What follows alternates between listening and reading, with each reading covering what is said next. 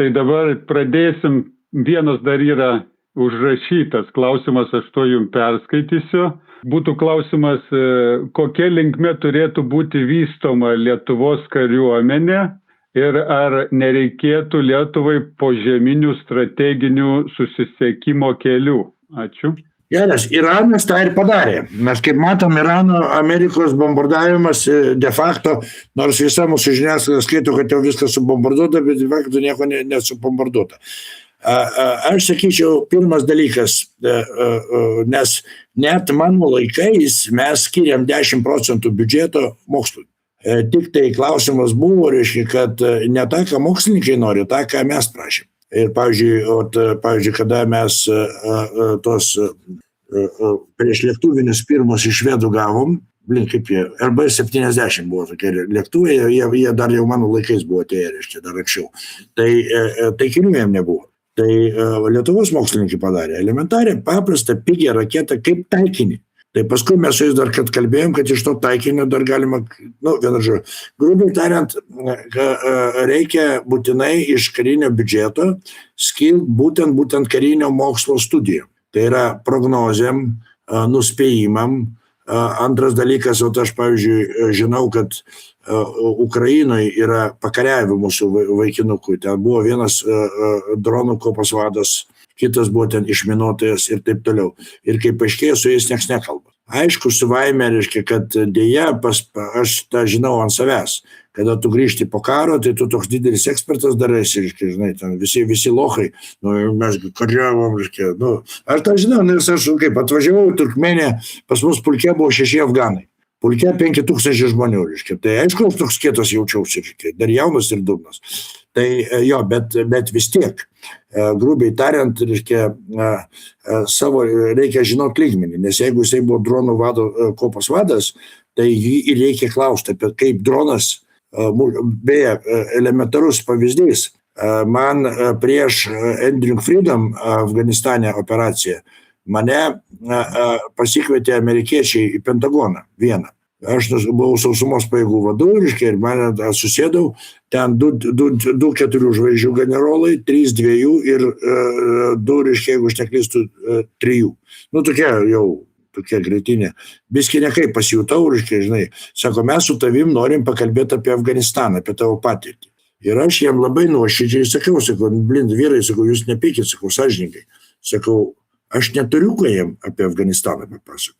Aš sakau, gyvau kopos vadas. Sakau, aš nebuvau tose pareigose, kur sprendžia, sako, tai sako, kaip ten, sako, generolai sprendžia, mes kaip nors išsiaiškinsim. Man įdomu, ką tu matei kaip kopos vadas. Ir mes su jais sėdėjom, analizavom 4 valandas ant žemėlapio, kur aš buvau, kaip mes ėjom, reiškia, kur mes ėjom viršum, tokius elementarus leitenanto, seržanto klausimus. Nes jie klausė manęs, ir aš mačiau, kad jiem įdomu. Ir paskui, kada lankiausi pas mūsų karius, tai mane irgi buvo pakvietę, irgi pas amerikiečių karius pakalbėti. Tai irgi labai įdomu buvo, labai daug klausimų buvo. Aš tam, kam pasakoju, ne apie save, apie tos bachūrus, kurie Ukrainoje šiandien buvo. Nes šiandien verti yra patirtis Ukrainoje ir Irane. Nes šiandien dabar kariaujama taip, o ne kitaip. Ir tada galbūt nebūtų tankų klynų. Ir nebūtų ir taip toliau. Tai grubiai tariant, kitaip sakant, viena dalis turėtų eiti prognoziai ir perspektyvom, ir mokslui. Aš suprantu, kad tie pinigai galbūt ir į balonais.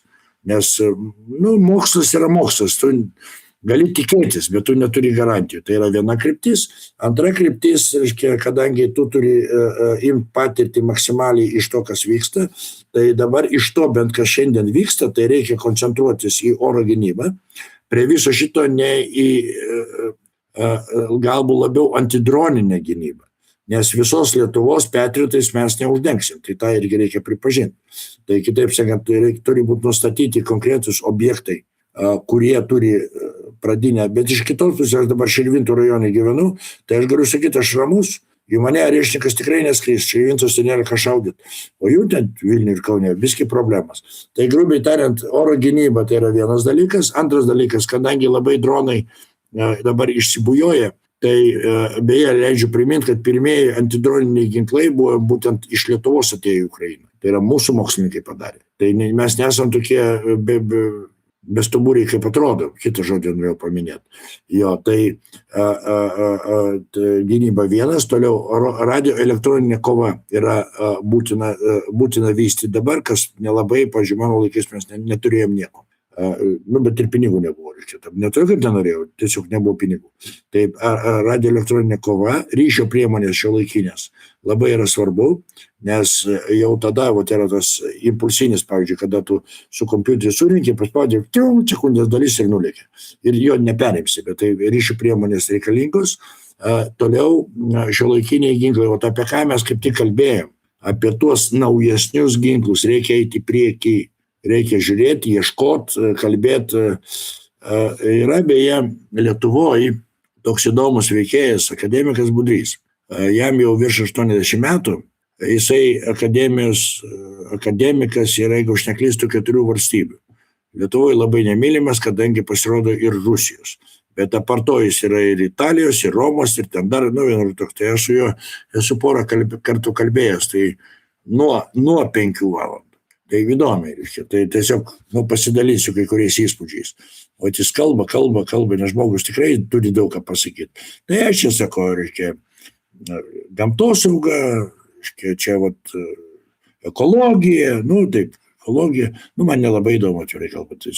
Sako, o paskui dar biskį pakalbėjo, sako, kada su izotopais dirba,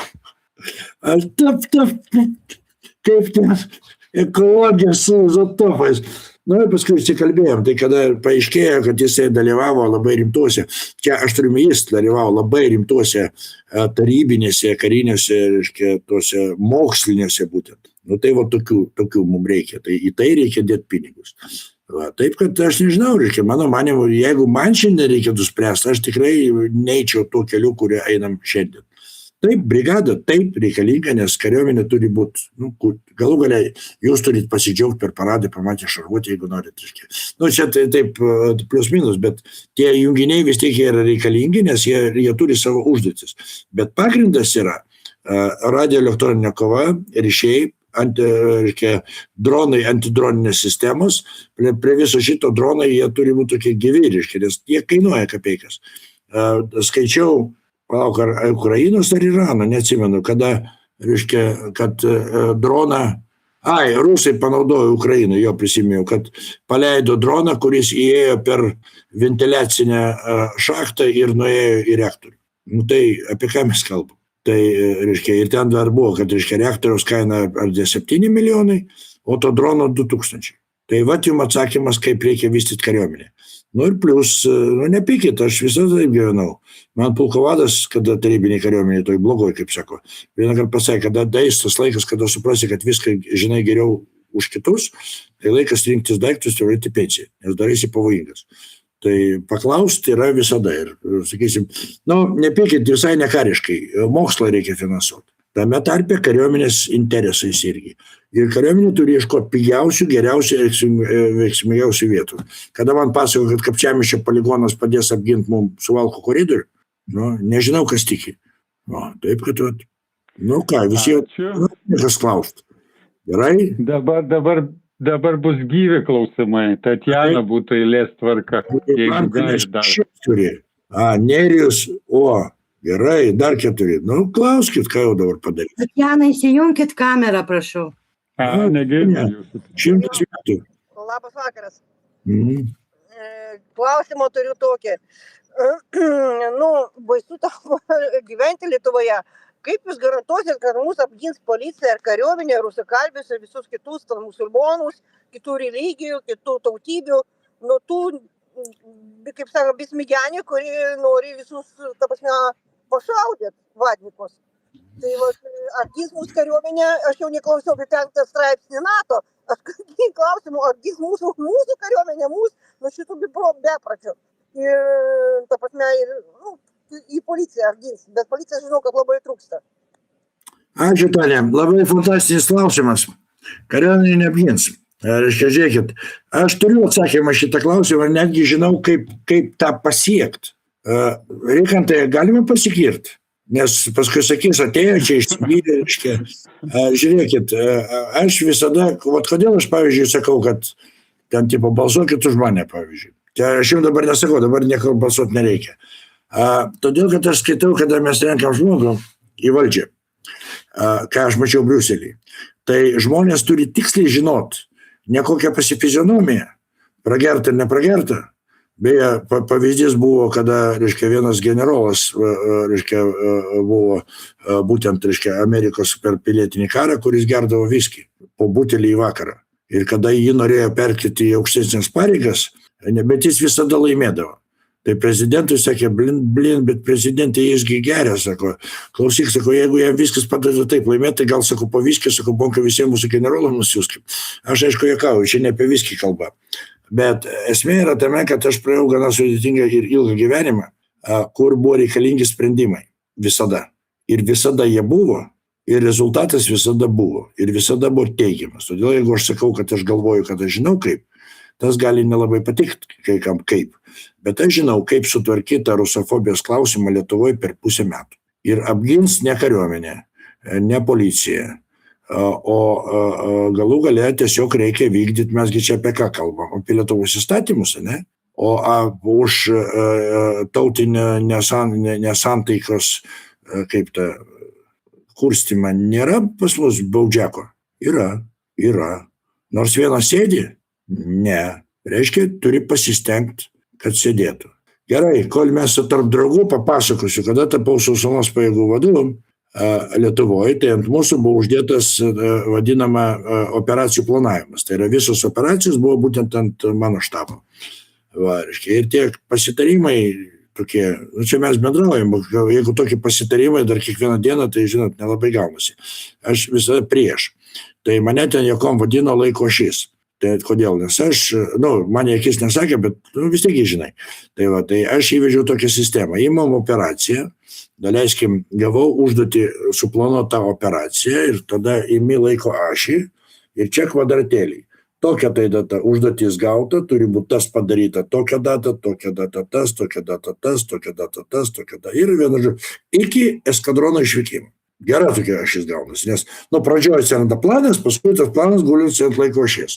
Ir susirenkame į posėdį ir situacija tokia.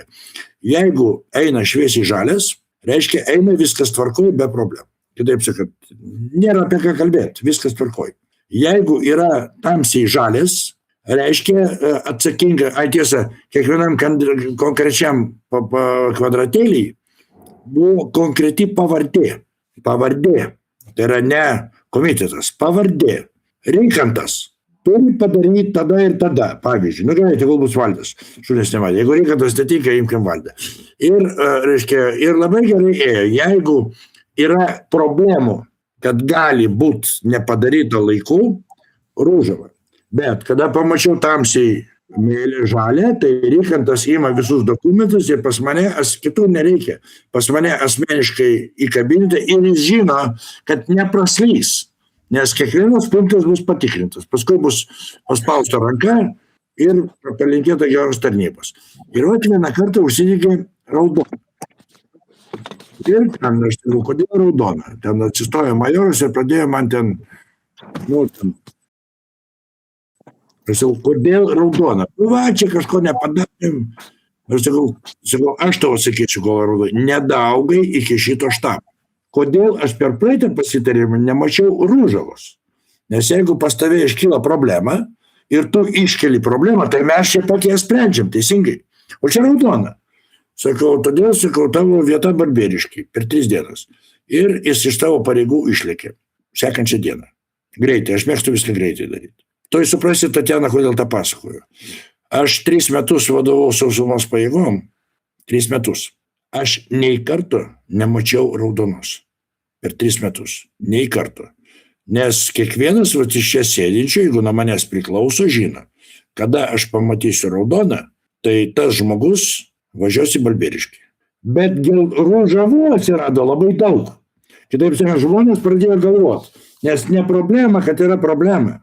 Problema, kad tu ją mūlinį, reiškia. Jeigu atėjom Jolantą už savo užduotį, yra Rūžava. Aš sakau, Jolanta, kas atsitiko? Normalus klausimas, ar ne? Jinai sako, a tu generolė čia sprendimą nepriimi. Pavyzdžiui, aš tau parašiau raštą, tu net buvo tokių atvejų. O čia man ten, kitaip sakant, neatsišaudo, bet žmogus išdėsto kame problemas, mes jeigu reikia nukeliam arba išsprendžiam tas problemas 3 metus, nei vienos raudonos. Nes pas žmonės atsiranda atsakomybė, nes tu tiksliai žinai, kad su geltona, su tamsiai žalia spalva, tu nepraslysi tarp šitų, nes tau reikės man asmeniškai atsiskaityti už padarytą darbą. O tu žinai, kad jeigu bus raudona spalva, tai tavo tarnyba čia baigėsi. Bet jeigu tu turi problemas, kurias reikia kartu spręsti, tai tavo jokių problemų nebus. Ir beje, juokingai, tiesiog be pavardžių, vieną kartą, reiškia, tikrai buvo Rūžava. Reiškia, aš sakau, majorė, sakau, kame problema? Atsistojo, tai pažiūrėjo mane akis. Sakau, generolė, užventėm. Ir žiūrė tokiam akim ištikimom. Būčiantis žmogus. Aš pažiūrėjau, sakau, tai kiek reikia laiko? Sako, duokit 3 dienas dar papildomai, sakau, gerai. Ir dabar nieko, užšventė. Nes čia irgi priežastis, supranti. Neatsitiko, tai nereikia būti žvėrim. Atsakau, Tatjana, kaip ten sakė, леждайте только волю, мужики, reiškia pas Visockį. Išspręstus klausimus galima. Pirmas dalykas, reikia nustoti toleruoti tas, kas mums visiems yra nepriimtina. Toleruoti. Aš nesuprantu, kodėl atsistoja Ramanauskas ir pasako. Reiškia, tas, kas, jeigu eini ir išgirstu, reiškia, kad tai tėvas ten rusišką filmą žiūri, o mama rusišką muziką klauso, tai pradžioj vaikus atin paskui, aš jau nekalbu kokią, kaip kalbėjom apie tą diplomatiją, kokia reakcija buvo Rusijos federacija, nes tas buvo nuvaryta į Rusiją. O pas mus jam kas? Nieko. Gerai.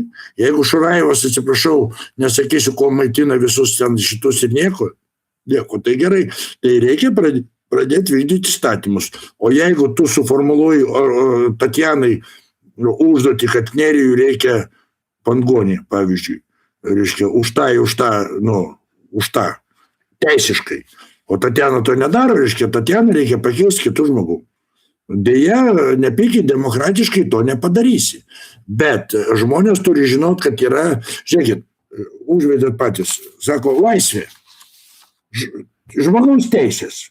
Ir kiek man teisės, visi turim teisę. Aha, gerai. O pedofilas turi teisę į vaiką?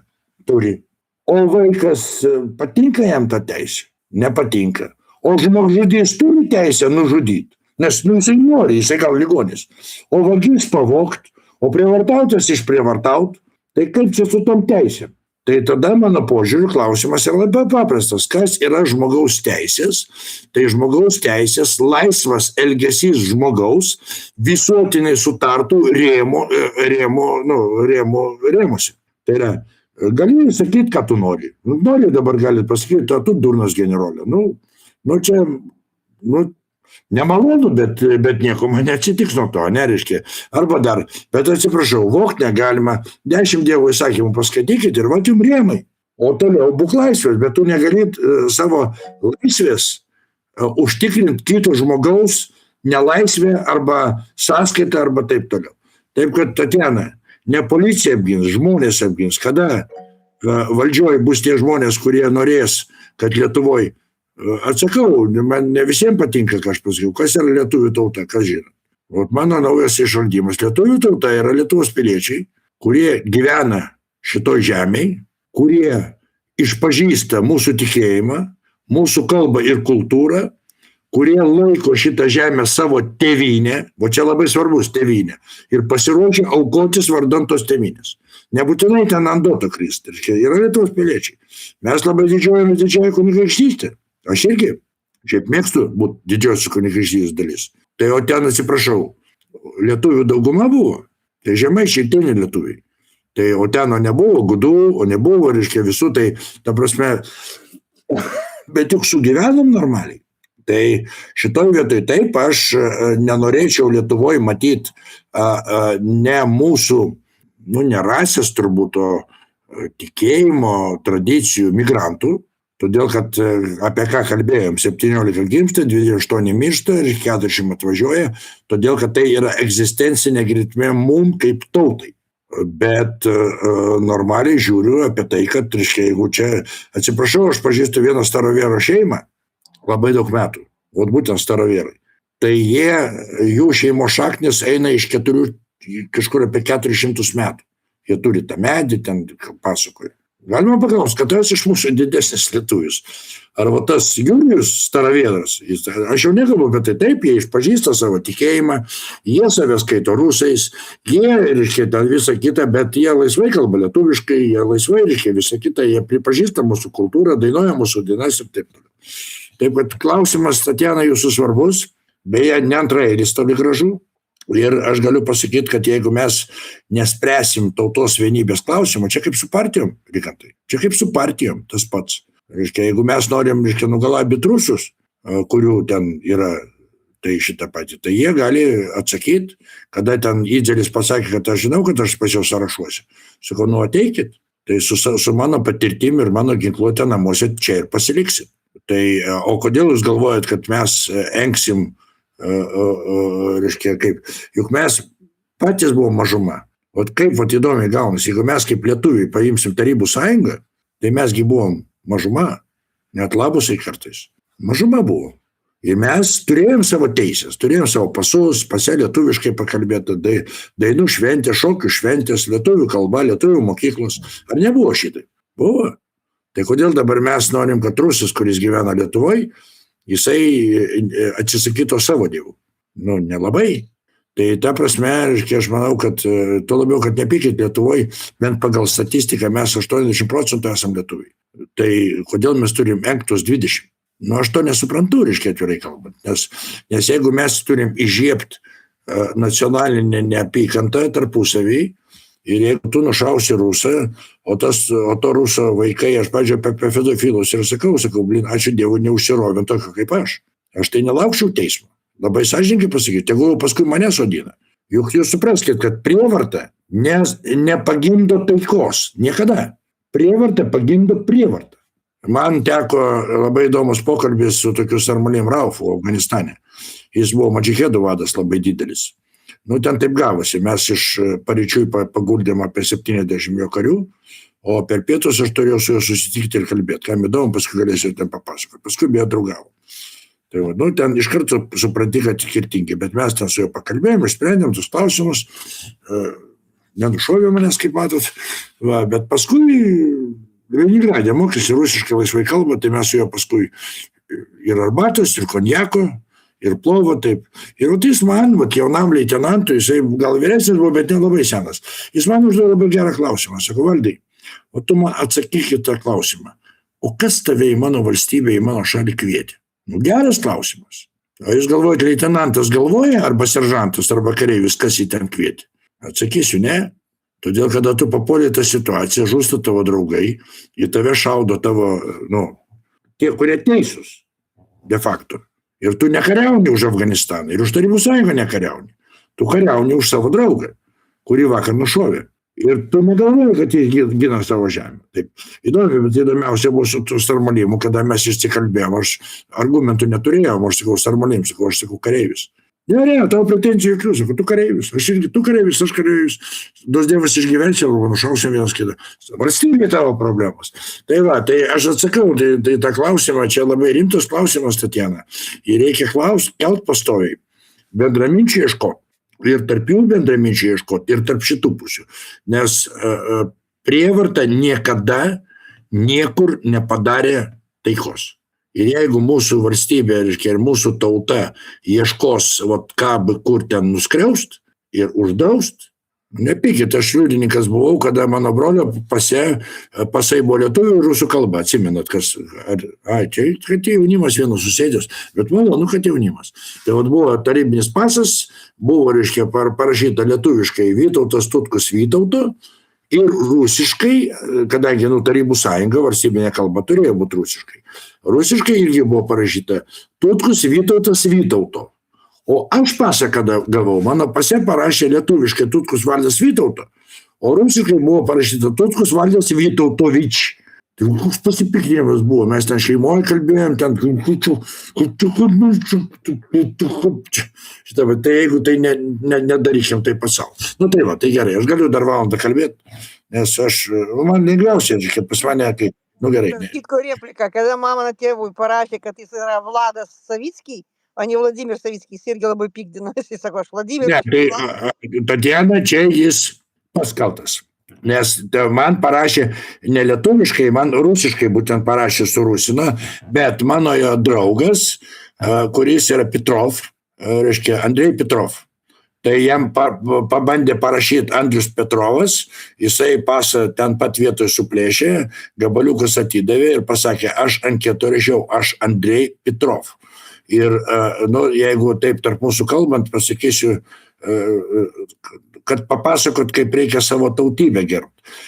Mane pastatė bataliono vadu, man buvo 28 metai, mano batalione tarybinį kariuomenė buvo 1100 žmonių ir mane pulko vadas, reiškia, pristatė, rusiškai visi suprantat, nes ten tudim, nu, ir mane, reiškia, pulko vadas išvedė, kapitonas, jaunas, kapitoną tik tai gal savaitę kaip galvo, nu, aš karjerą tai va taip padariau ten, va, nu, kaip ten, buvo dėl ko. Ну и сако, представляю командиром батальона назначен капитан Туткус Valdas Vytautovič. Reiškia, prašau, liūbėti žalauti kaip visada. O mano būsimas pavaduotojas jau paskirtas, majoras buvo, nu, vyresnis su mane. Sako, Vladimir Viktorovич, sako, по-русски будет. Aš taip pažiūrėjau, sakau, по-русски будет Valdas Vytautovič. Ну, sakau, понимаю, sakau, кому трудно выговорить, sakau, товарищ капитан, sakau, самый раз. Nes statutas skelbia apie tai, kad, reiškia, kad pavaldiniai į mane turi kreiptis laipsnių. Tai yra tamsta kapitonė. O jeigu jau pagal rusiškas tradicijas, tai tėvavardžių čia jau yra šitą. Ir pasakiau, tavariš kapitan Saveras. Žinai, kas atsitiko? Po 5 minučių visi karininkai, tiem, kuriem galima buvo to tėvavardžių, išmoko Valdas Vytautovič. Bet savo ruoštų pats būdamas vadu, aš niekados Mahmudo Miša nevadindavau. Kitaip sakant, jeigu tu reikalauji pagarbos savo tautybei, savo kultūrai, savo vardai, kaip mano, pavyzdžiui, atveju buvo, tai nedrįsk. Paskui kitai tautybei, nesvarbu kokiai, ten čiurką pavadint, pavyzdžiui, ten dar kažką tai, arba ten koks nors, ten, reiškia, Šarhatas pas mus mokėsi kartu, reiškia, sakom, Šarhat, sako, тебе, сако, как на русский перевести, сако, ну, такой, знаешь, царь зверей, такой большой лев, sako, nu, можно тигр. Nu, aš turiu, bet Šarhatas, jo nei Saša nieks nevadino, taip toliau. Taip, bet šitas klausimas, žinokit, yra dviejų gatvė pusių. Jeigu tu nori, kad būtų gerbiama tavo tautybė, tavo kultūra ir tavo kalba, tai būk malonus, gerbk kitą. Kitas klausimas, Tatjana, gali nepatikti. Jeigu rusai, lenkai, žydai ar kas nors gyvena mano valstybėj, ir dirba bolte, parduotuviai, su žmonėm ir nori turėti leidimą gyventi. Atleiskit, turi kalbėti lietuviškai. Mes neturim jam uždrausti, reiškia, eiti į bažnyčią, turėti savo laikraščio, žiūrėti savo dainas. Aš pas rusiškas dainas labai, Vysockį labai, Iliuša Vatkinas, mano senas draugas, tai jis kaip užeina, taip išprašau, jisai man asmeniškai padainuoja, tai labai, atleiskit, ne lietuviškai. Tai va, tai, nes muzika yra, rusiškai negalima, o, pavyzdžiui, Beatles klausyti galima, Rolling Stone galima klausyti. Tai, čia briedas yra, suprantat. Tai esmė yra tame, mūsų valstybė, žmonės, kurie gyvena mūsų valstybėje, turi pripažinti mūsų kultūrą, turi integruotis į mūsų valstybę, turi žinoti mūsų kalbą ir turi ją gerbti. Tačiau neturi užmiršti savo kultūros, savo kalbos ir taip toliau, ir taip toliau. Tai yra, jeigu jisai rusas, arba jeigu ten netgi musulmonas nedaug dievė, tai negali. Bet, pavyzdžiui, mečečių aš neleičiau statyti. Pavyzdžiui, Šveicarija man labai patinka. Šveicarija pravedė referendumą ir pasakė, kad Šveicarijai naujų mečečių nebus. Taškas. Taigi mes turime nuspręsti. Ar mes norim mečečių? O sinagogų norim? O ten dar ko nors? Ne. Tai atitinkamai, jau dabar yra ir tegul būna, reiškia, gerai, įsijaučiau. Tai va. Klausimas skaudus, nes aš patyriau. Beje, įdomumo dėlį, kada stojau į komunistų partiją, Jeigu nieks nebejoja, kad aš buvau komunistų partijos narys. Ar matėt, kur nors tarybinį karininką, ne komunistą, ne? Nu, tai pažiūrėkit. Ir aiškiai, ir atitinkamai buvau narys. Ir kada jau parašiau pareiškimą, tai buvo įdomus klausimas. Gimtoji kalba ir kokiom kitų sąjunginių respublikų kalbom mokė. Aš rašiau gimtoji lietuvių, laisvai kalbu rusiškai. O ten buvo konfliktas labai iki aukštų lygių. Iki labai aukštų. Man sako, rašyk rusiškai gimtoji. Aš sakau, kad mano gimtoji, sakau, aš Lietuvoje, mano tėvai visi lietuviai, mano seneliai, aš tai švarus lietuvis. Žmona mano buvo Ukrainė, bet aš tai pagal pilną. Ir nuėjo, tai daėjo iki labai aukštų lygių politikų, iki politinio šito pačio. Ir man beje patiko, reiškia, tas toks generolas irgi sako, tu kas pagal tautybę, sakau, lietuvis. Namuose kaip kalbi, sakau, lietuviškai. Sako, reiškia, šitą patį, reiškia, kaip mokykla kokia bagiai lietuvių, tai kom savo laiką, sakau, lietuvių. Tai gimtoji kalba, kaip sakau, lietuvių. Sakau, kame problemos tam kitam, kuris jau sakau. Sakau, bet pas mus yra valstybinė kalba, tai sakau, čia parašyta ne valstybinė, čia gimtoji, sakau. Ir čia negalima tų laikų prisiminti, sakau. Ar žinai, sakau, ką Leninas kalbėjo apie nacionalinės politikas? Ir viskas, kitaip sakant, jeigu aš kariavau už savo kalbą, kad būtų lietuvių, tai kodėl rusas turi rašyti, kad jo gimtoji kalba yra lietuvių? Nepykit. Tai va. Gerai, man atrodo, kad čia supratimas daug maž yra, bet jeigu kas nesutinka, tai prašau. Viskas gerai. Labai išsamus atsakymas buvo Tatjanai. Bet įdomu buvo klausytis. Ačiū. Einaro klausimas. Prašom, Einarai. Mes su gerbiamu Valdu pažįstami esam ir dirbę kartu. Aš manau, jeigu reikės pagalbos, jis gali naktį man paskambinti, aš padėsiu. Jisai, manau, įsitikinęs to dalyko. Mane daugiau neramina, tiksliau, tai, kad aš pakankamai patriotiškas žmogus, sakykime, taip, gimęs tremtinių šeimo, gimęs, sakykime, taip, net be teisės grįžti į savo gimtą kraštą. Su tokia formuluotė buvo. Bet netame esmė. Esmė yra tokia, kad aš, kai pragyvenau Jungtinėje karalystėje apie 15 metų, man teko dalyvauti visuomeninėse veiklose pakankamai daug. Ir mums vėliava buvo vienas iš pagrindinių dalykų, kur mes visada ją kėlėm ir garbinom ir jai didelę pagarbą teikiam. Šiai dienai Lietuvos vėliava praktiškai yra dergiama, sakykime taip. Ypač prasidėjo tas dalykas po to, kai 14 metų, sakykime. Tai iš principo aš, kadangi tos klausimus jau tada pradėjau kelti, kodėl mes čia per daug remiam tą Ukrainą, kada jinai pati, sakykime, turi problemų tam tikrose reikaluose, kas susijęs su nacizmu. Ir iki tol, kol nebuvo ukrainietiškų klausimų, aš buvau labai mylimas ir Urmas man pastoviai duodavo galimybės ir pasisakyti, ir renginius darydavom visur, ir televizinius reportažus dariau iš šitą lietuvis taip toliau. Po tam tikro laikotarpio, atsimenu, buvo toks puslapis vatnikai.lt. Už mano atvirus pasisakymus buvo įtraukę mane kaip ir Ukrainai panašiai Mirotvorės puslapis, tuo metu vatnikai.lt, į elitinių superelito vatnikų sąrašą buvo įtrauktas. Sveikinu. Principai, tai man tai yra laipsnis, reiškia teisinga, правильной дорогой идем, товарищи, sakykime taip.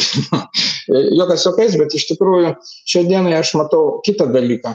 Aš savo laiku irgi buvau sausio įvykių tiesioginis liudininkas, tik Klaipėdoje, buvau pasiryžęs atiduoti gyvybę, net tuo metu buvo tokia situacija, Klaipėdos bokštą buvo bandę pulti, sakykime taip, aš buvau vienas iš tų, savanoriai, kurie turėjo sugriauti, kad negalėtų transliuoti tam tikrą propagandą. Tai šiai dienai propaganda kitaip išsireiškia, sakykime.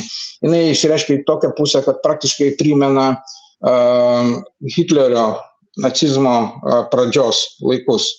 Ką aš turiu minį? Savo laiku aš, kai norėjau būti irgi šaulių savanorių, bet taip gavus, kad nebuvau. Šiai dienai Šaulių sąjunga patapo praktiškai, tiesiai šviežiai kalbėkim, nacizmo propagandos rūporu. Jų vadovai šiandienai daro viską, kad senieji šauliai vadovai išeitų kuo toliau, kad neleidžia jiems, aš tikrai turiu faktų, kad patraukti nuo valdymo yra. Ir praktiškai gavosi taip, kad šauliai šiandienai yra tokių neonacistų konservatorių, kaip Kasčiūnas, sakykime, yra užnugaris, karinis užnugaris, kuris praktiškai yra ruošiamas pagal nacistų tuometinių planą. Istorija kartojasi iš principo yra. Mano klausimas, kodėl aš taip ilgai taip kalbuosiu apie tai, čia prieš. Aš tą noriu papasakoti. Mano klausimas, kaip jūs manote, kaip reikėtų stabdyti nacizmą? Nes iš tikrųjų tas nacizmas jau šiandienai perina visus ribas. Nes praktiškai vos ne viešai jau ruošia. Aš žinau, kad pats aš tą sąrašą mačiau. Esu įtrauktas į esant X dienai, vienas iš tų, kurių turėtų būti likviduojamas. Ir todėl, beje, mano, sakykime, įžvalgos tam tikros pasitvirtino šią dieną vien dėl to, kad aš kaip IT specialistas tam tikrų metų, 9 metais teko galimybę matyti slaptus dokumentus tam tikrus, kuriuos ruošė Jungtinėje karalystėje kartu su Slavonikos universitetu. Tai šiai dienai galiu pasakyti tiek, kad jums ateičiai, kad pagal tą planą yra numatyta, kad Ukrainoje turi gyventi nedaugiau kaip 15 milijonų žmonių. Maksimaliai leisti normą 25. Tai tiek. Tai mano grįžtų klausim prie to, kaip naikinti nacizmą Lietuvoje šiai dienai. Jūs kaip svajonės. Ačiū. Žinau, gal aš per daug apie tai gerai galvoju. Aš galvoju, kad aš žinau, kaip išspręsti pagrindinės problemas. Mes su Tatjana truputį padiskutavom, nes tai yra susijęta iš dalies, tai tas momentas. Apie Šaulių sąjungą aš esu pasakęs labai aiškiai.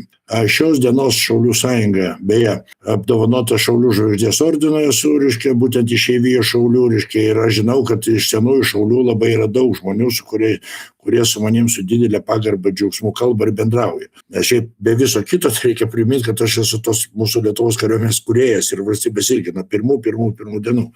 Tai iš manį priešą matyti neturėtų, bet kad vatnikas eina, aš labai didžiuojus, nepergyvenk, aš irgi, ir ten aš apskritai, kiek žinau, labai aukštai, aš vienas iš pirmųjų, bet ką padarysi. Tai yra baisu, kas su Šaulių sąjunga, aš seniai esu įvardinęs SS arba Rosgvardija. Kodėl SS?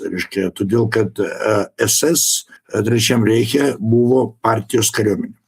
Reikia tą žinoti, nes visi galvoja SS, tai ten SS irgi tie patys ten ne gestapas. SS buvo normalūs kariniai daliniai, ten tankų divizija Geležinė galva, Adolfas Hitleris ir taip toliau, bet SS. Jie nebuvo pavaldi Reicho genštabui. Jie buvo pavaldi tiesiai Hitleriui. Ir jie apart tų uždavinių kovinių, jie galėjo įvykdyti ir bet kokias kitas. Nes negali būti kariuomenė pavaldi vienam ir kita kariuomenė, nesvarbu, pavaldi kitam. Ir jie buvo aiškiai įvardinti kaip šitą patį. Yra Kadyrovo gvardija, yra Putino gvardija, kurie turi savo atskirus. Tai Šaulių sąjunga pas mus yra dabar pavaldi premjerui. Klausimas mums. Atsakė, aš jums tą patį ir atsakysiu. Ar nors vienas premjeras po konservatorių žlugimo Šimonytės su šauliais buvo susitikęs? Ar kas nors iš Šaulių vado ko nors pareikalavo?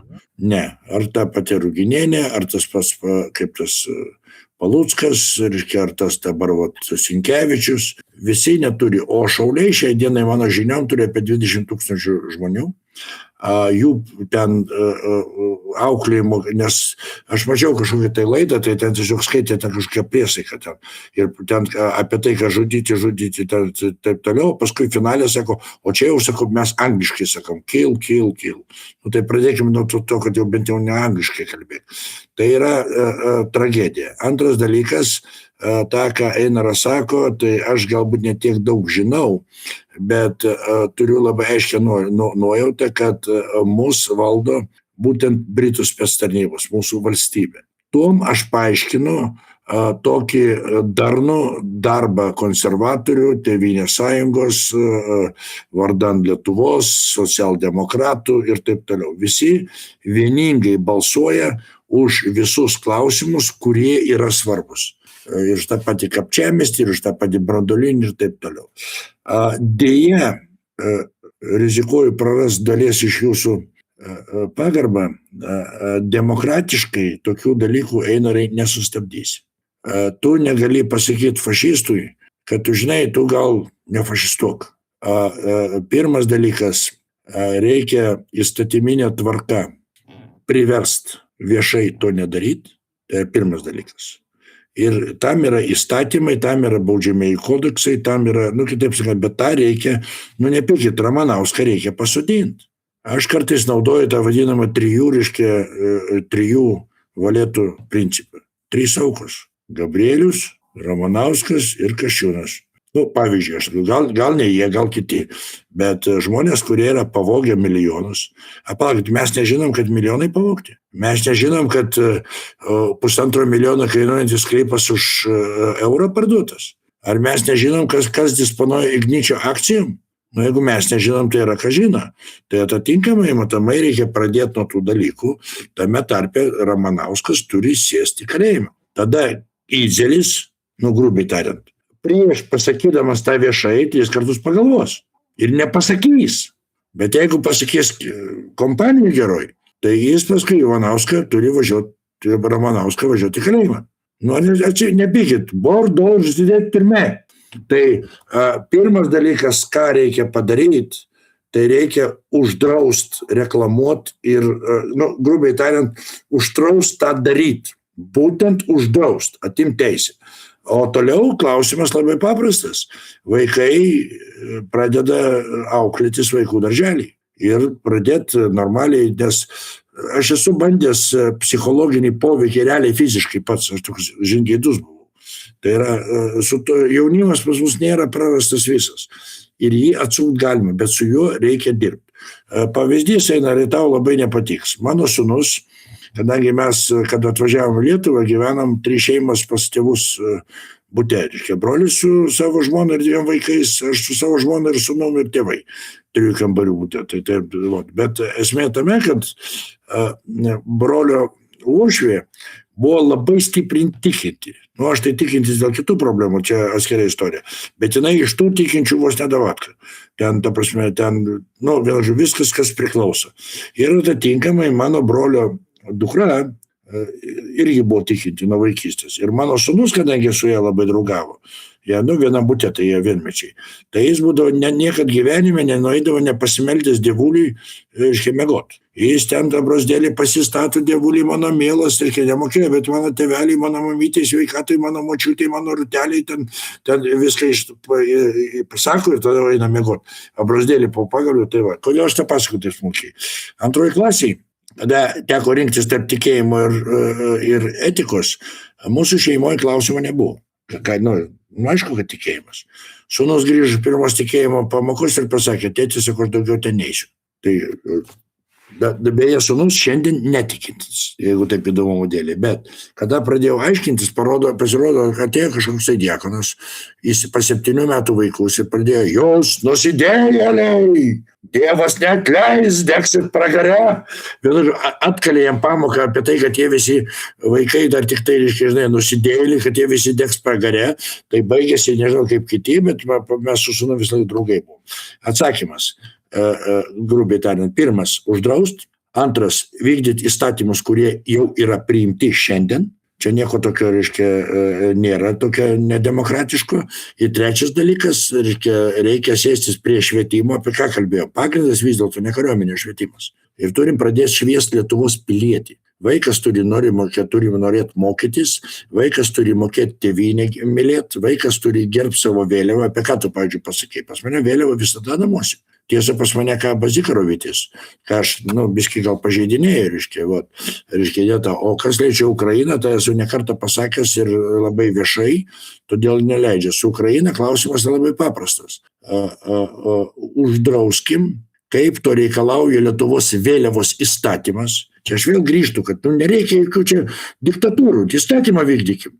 Kaip reikalauja įstatymas nuo visų valstybinių įstaigų, nuo Seimų, nuo vyriausybių, nuo teismų, nuo policijų, nuo visų, nuimkim Ukrainos vėliavas, nes jos kaba pažeidžiant Lietuvos įstatymus.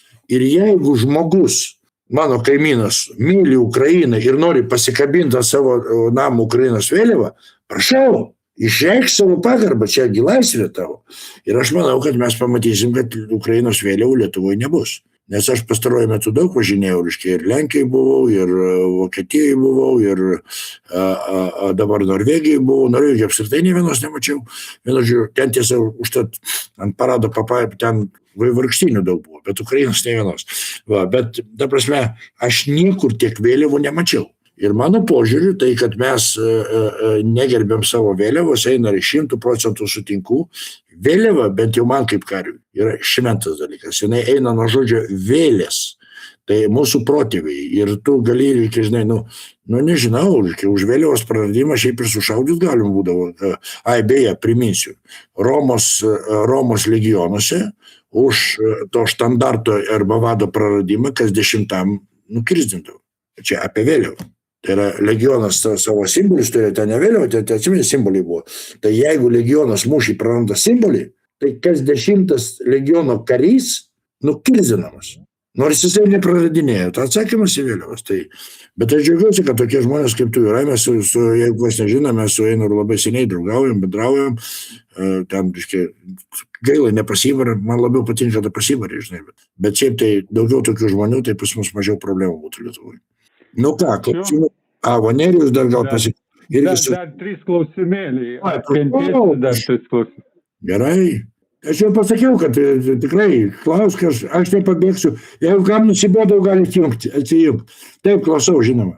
Nerijau, prašom. Labas vakaras, generolas. Labas vakaras. Tai pagaliau susitikom. Turiu seną skundą. Nu, tai. Kad kūrėt. Mano laiku tai trūko ir batų, per dideli, kelnės didelės buvo, šovinių trūko, net ir ginklų.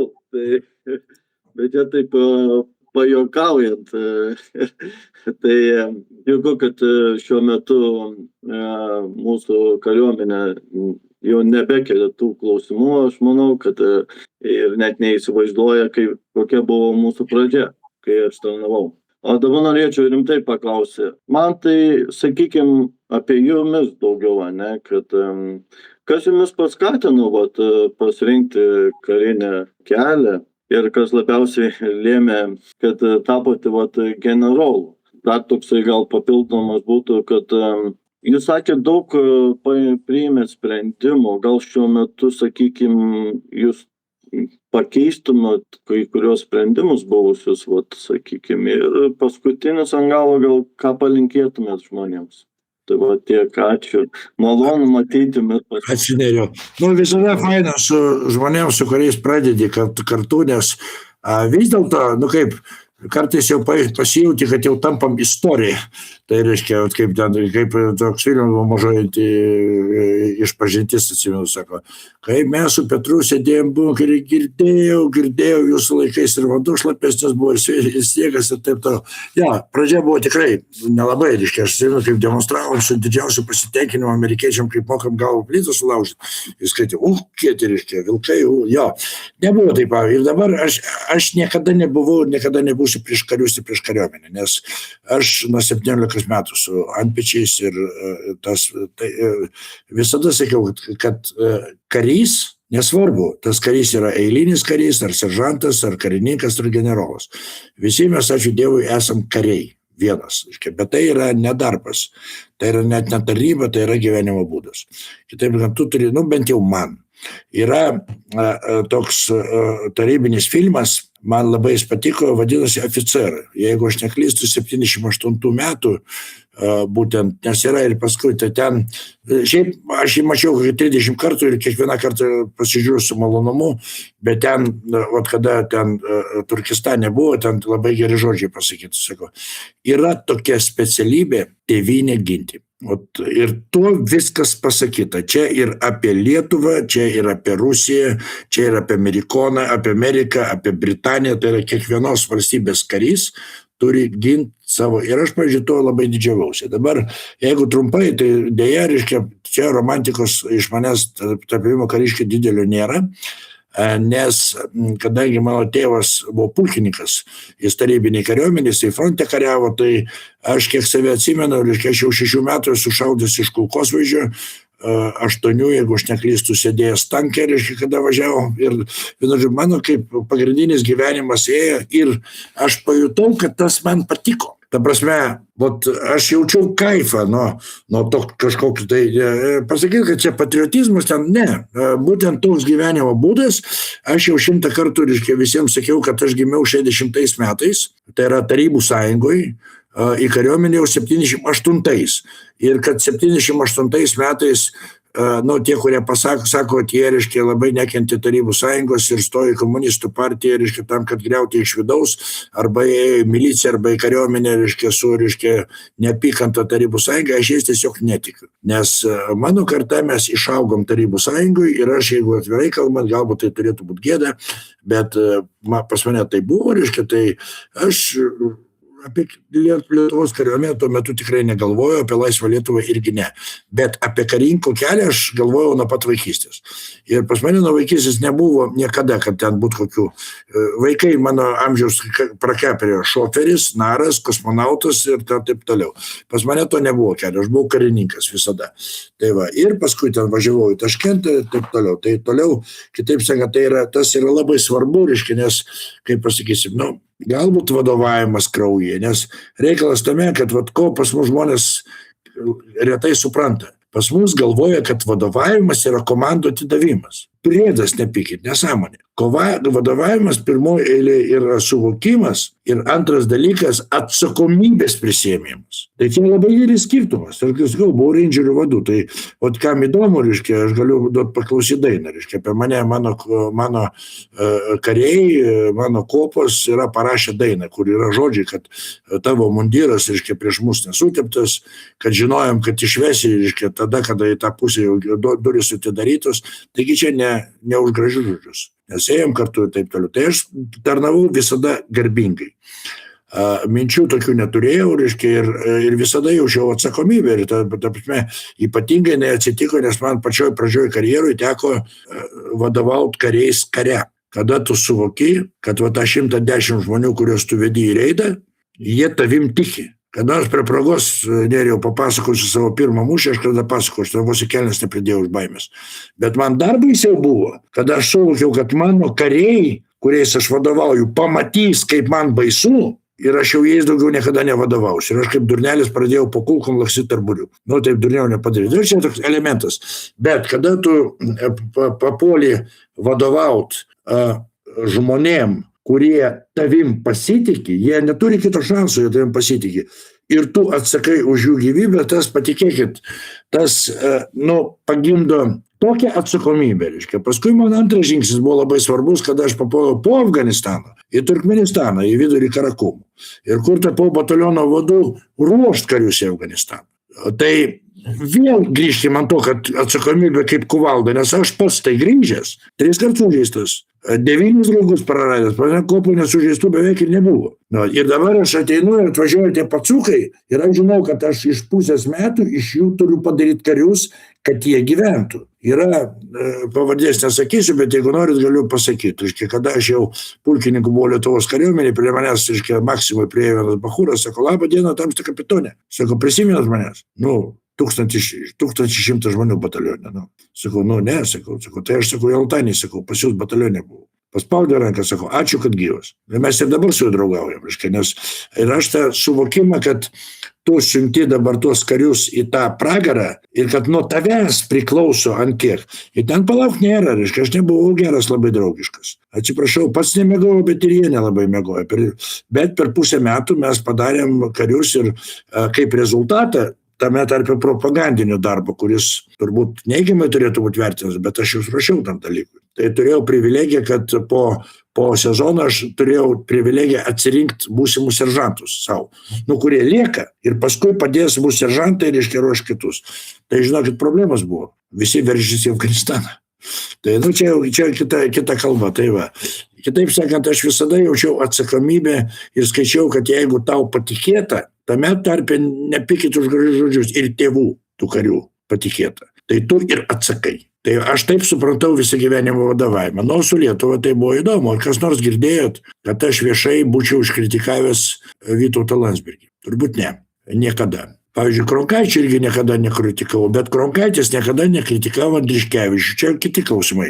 Bet Vytauto Landsbergio, nors atvirai kalbant, yra galbūt daug ką aš ten galėčiau, bet ir dabar nekalbėsiu. Problema tame, kad 89 metais, aš kada grįžau iš Frunzės akademijos pirmo kurso į Lietuvą atostogų, aš atvirai kalbant apie jokias nepriklausomybės negalvojau. Todėl, kad aš grįžau iš Maskvos, o į Maskvą važiavau iš Turkmenijos ir kas darosi Lietuvoje visai nežinojau. Nu, kaip ir logiškai, reiškia, žinot. Ir kada atvažiavau čia, trispalvės, sąjūdžiai, ten tutim, reiškia. Ir ten, kur literatų ta kavinė, ten buvo sąjūdžio būstinė, aš aišku civiliškai, nu ir man pasidarė įdomu, ir aš žiūrėjau paklausti, kas per sąjūdžio būstinę. Tai ten priminėjo, tada dar labai jaunas Vytautas Landsbergis. Nu ir aš pasipapoliau, reiškia, ten pradėjom taip įdomi, aš sakau, čia žinot, sakau, aš nenorėčiau ten pasakyti, ašgi Frunzėj mokiausi, dopusk 001. Reiškia, čia šitą patį, tas tai pažiūrėjo mane, sakau, raudolis, čia su visokiais inkognito nekalba, matai, kiek žmonių aplinkui, arba tu ten tipo kalys, nu ir paėmė žingeidumas, aš pasakiau, sakau, aš Frunzėj mokiausi karininkas. Ai, sakau, tu ne iš KGB? Aš sakau, kur? Sakau, aš sakau, ateina jaunuolis, sako, aš čia ne Lietuvoj, reiškia, atėjau sužinot, nenoriu sakyti, kas aš toks, sako, ką aš turiu galvot. Tai mes tada su juo pakalbėjome apie 2 valandas. Galėčiau labai ilgai pasakot, reiškia, bet jis tada aš ant tiek įkvėptas išėjau. Ir nuo tada aš pradėjau su Butkevičium bendrauti, su Gečiu, tapau, reiškia, Atžalyno narys, reiškia, nuo ten atsargiai, Maskvoje ten ir toks Justas Dvarčionis buvo. Aš šito Atžalyno susitikimus, patikėkit, nevaikščiau, Frunzės akademijos klausytojas. Reiškia, bet su jais daug bendravau, reiškia, ir principė pas mane problemų jau nebebuvo, reiškia, apie tai, kad ir plus, aišku, savaime, kada sąjungoje, reiškia, išėjo klausimas, kur man važiuoti po baigimo, tuo labiau kalbėjo apie baigimą ir kai kalbėjom, aš sakiau, pasitraukit, tai man patiko. Landsbergis tada galvojo, sako, ir būsi 1,101 sąjūdietis. Sako, ten, kur tu mokaisi, sako, mes labai negreit žmonės pasiūlym. Tai sako, tu davai sėdėk. Tai aš bendravau per visą tą procesą su Butkevičium, beje, kada Butkevičių areštavo, įdomi buvo, bet beje, irgi perestroika suveikė, nes Savieska Lietuva buvo toks laikraštis. Tai aš net turėjau jį kažkada, tai pas jį buvo ten straipsnis apie tai, kad Butkevičius verbuoja tarybinius karininkus ir nufotografuota buvo jo užrašų knygutė, kur buvo mano Maskvos ir Vilniaus visi kontaktai. Bet manęs nieks nekvietė niekur kalbėti. Nesai. Tai kitaip sakant, pas mane abejonių nebuvo ir aš dėl to, sakyčiau, aš taip leidžiu savo sakyti, kad būtent Landsbergio tada įkvėpimas man sužaidė, ko gero, pagrindinę rolę. Nes tai, kad tarybinė kariuomenė aš būčiau generolas ir ne vienos žvaigždės, tai faktas, nes į Frunzės akademiją kapitonai nelabai papuola. Šitą patį. Tai karjerą dariau taip toliau, reiškia, bet ir kaip aš būčiau pasirinkęs, aš visada sakau sąžininkai, man nėra ko slėpti. Ir nėra ko gėdintis, atvirai kalbant.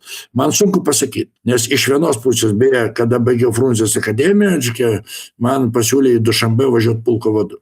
Tai įsivaizduokit, jaunas tik tai iškeptas majoras važiuoja pulko vadu. Tai yra iki generolo vienas žingsnis. Nes divizijos vadas jau generolas. Tai šitą patį. Bet tada ne apie karjerą buvo. Nes tie visi pokalbiai, plus, aišku, tamos ir taip toliau. Nebūtų pokalbio su Landsbergiu, nebūtų pokalbio apie sąjūdį. Aš, aišku, mačiau, kas Lietuvoje darėsi. Tai aš po 3-4 dienų būčiau grįžęs į Maskvą ir ten būtų visai kiti visi rezultatai. Teisingai.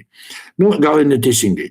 Tai aš jaučiu didelį dėkingumą. Ir dar man paliko didelį įspūdį 92 jau, kada Landsbergis lankėsi brigadoje Geležinio Vilko, tai tas pats Audis Butkevičius pristatinėja karininkus.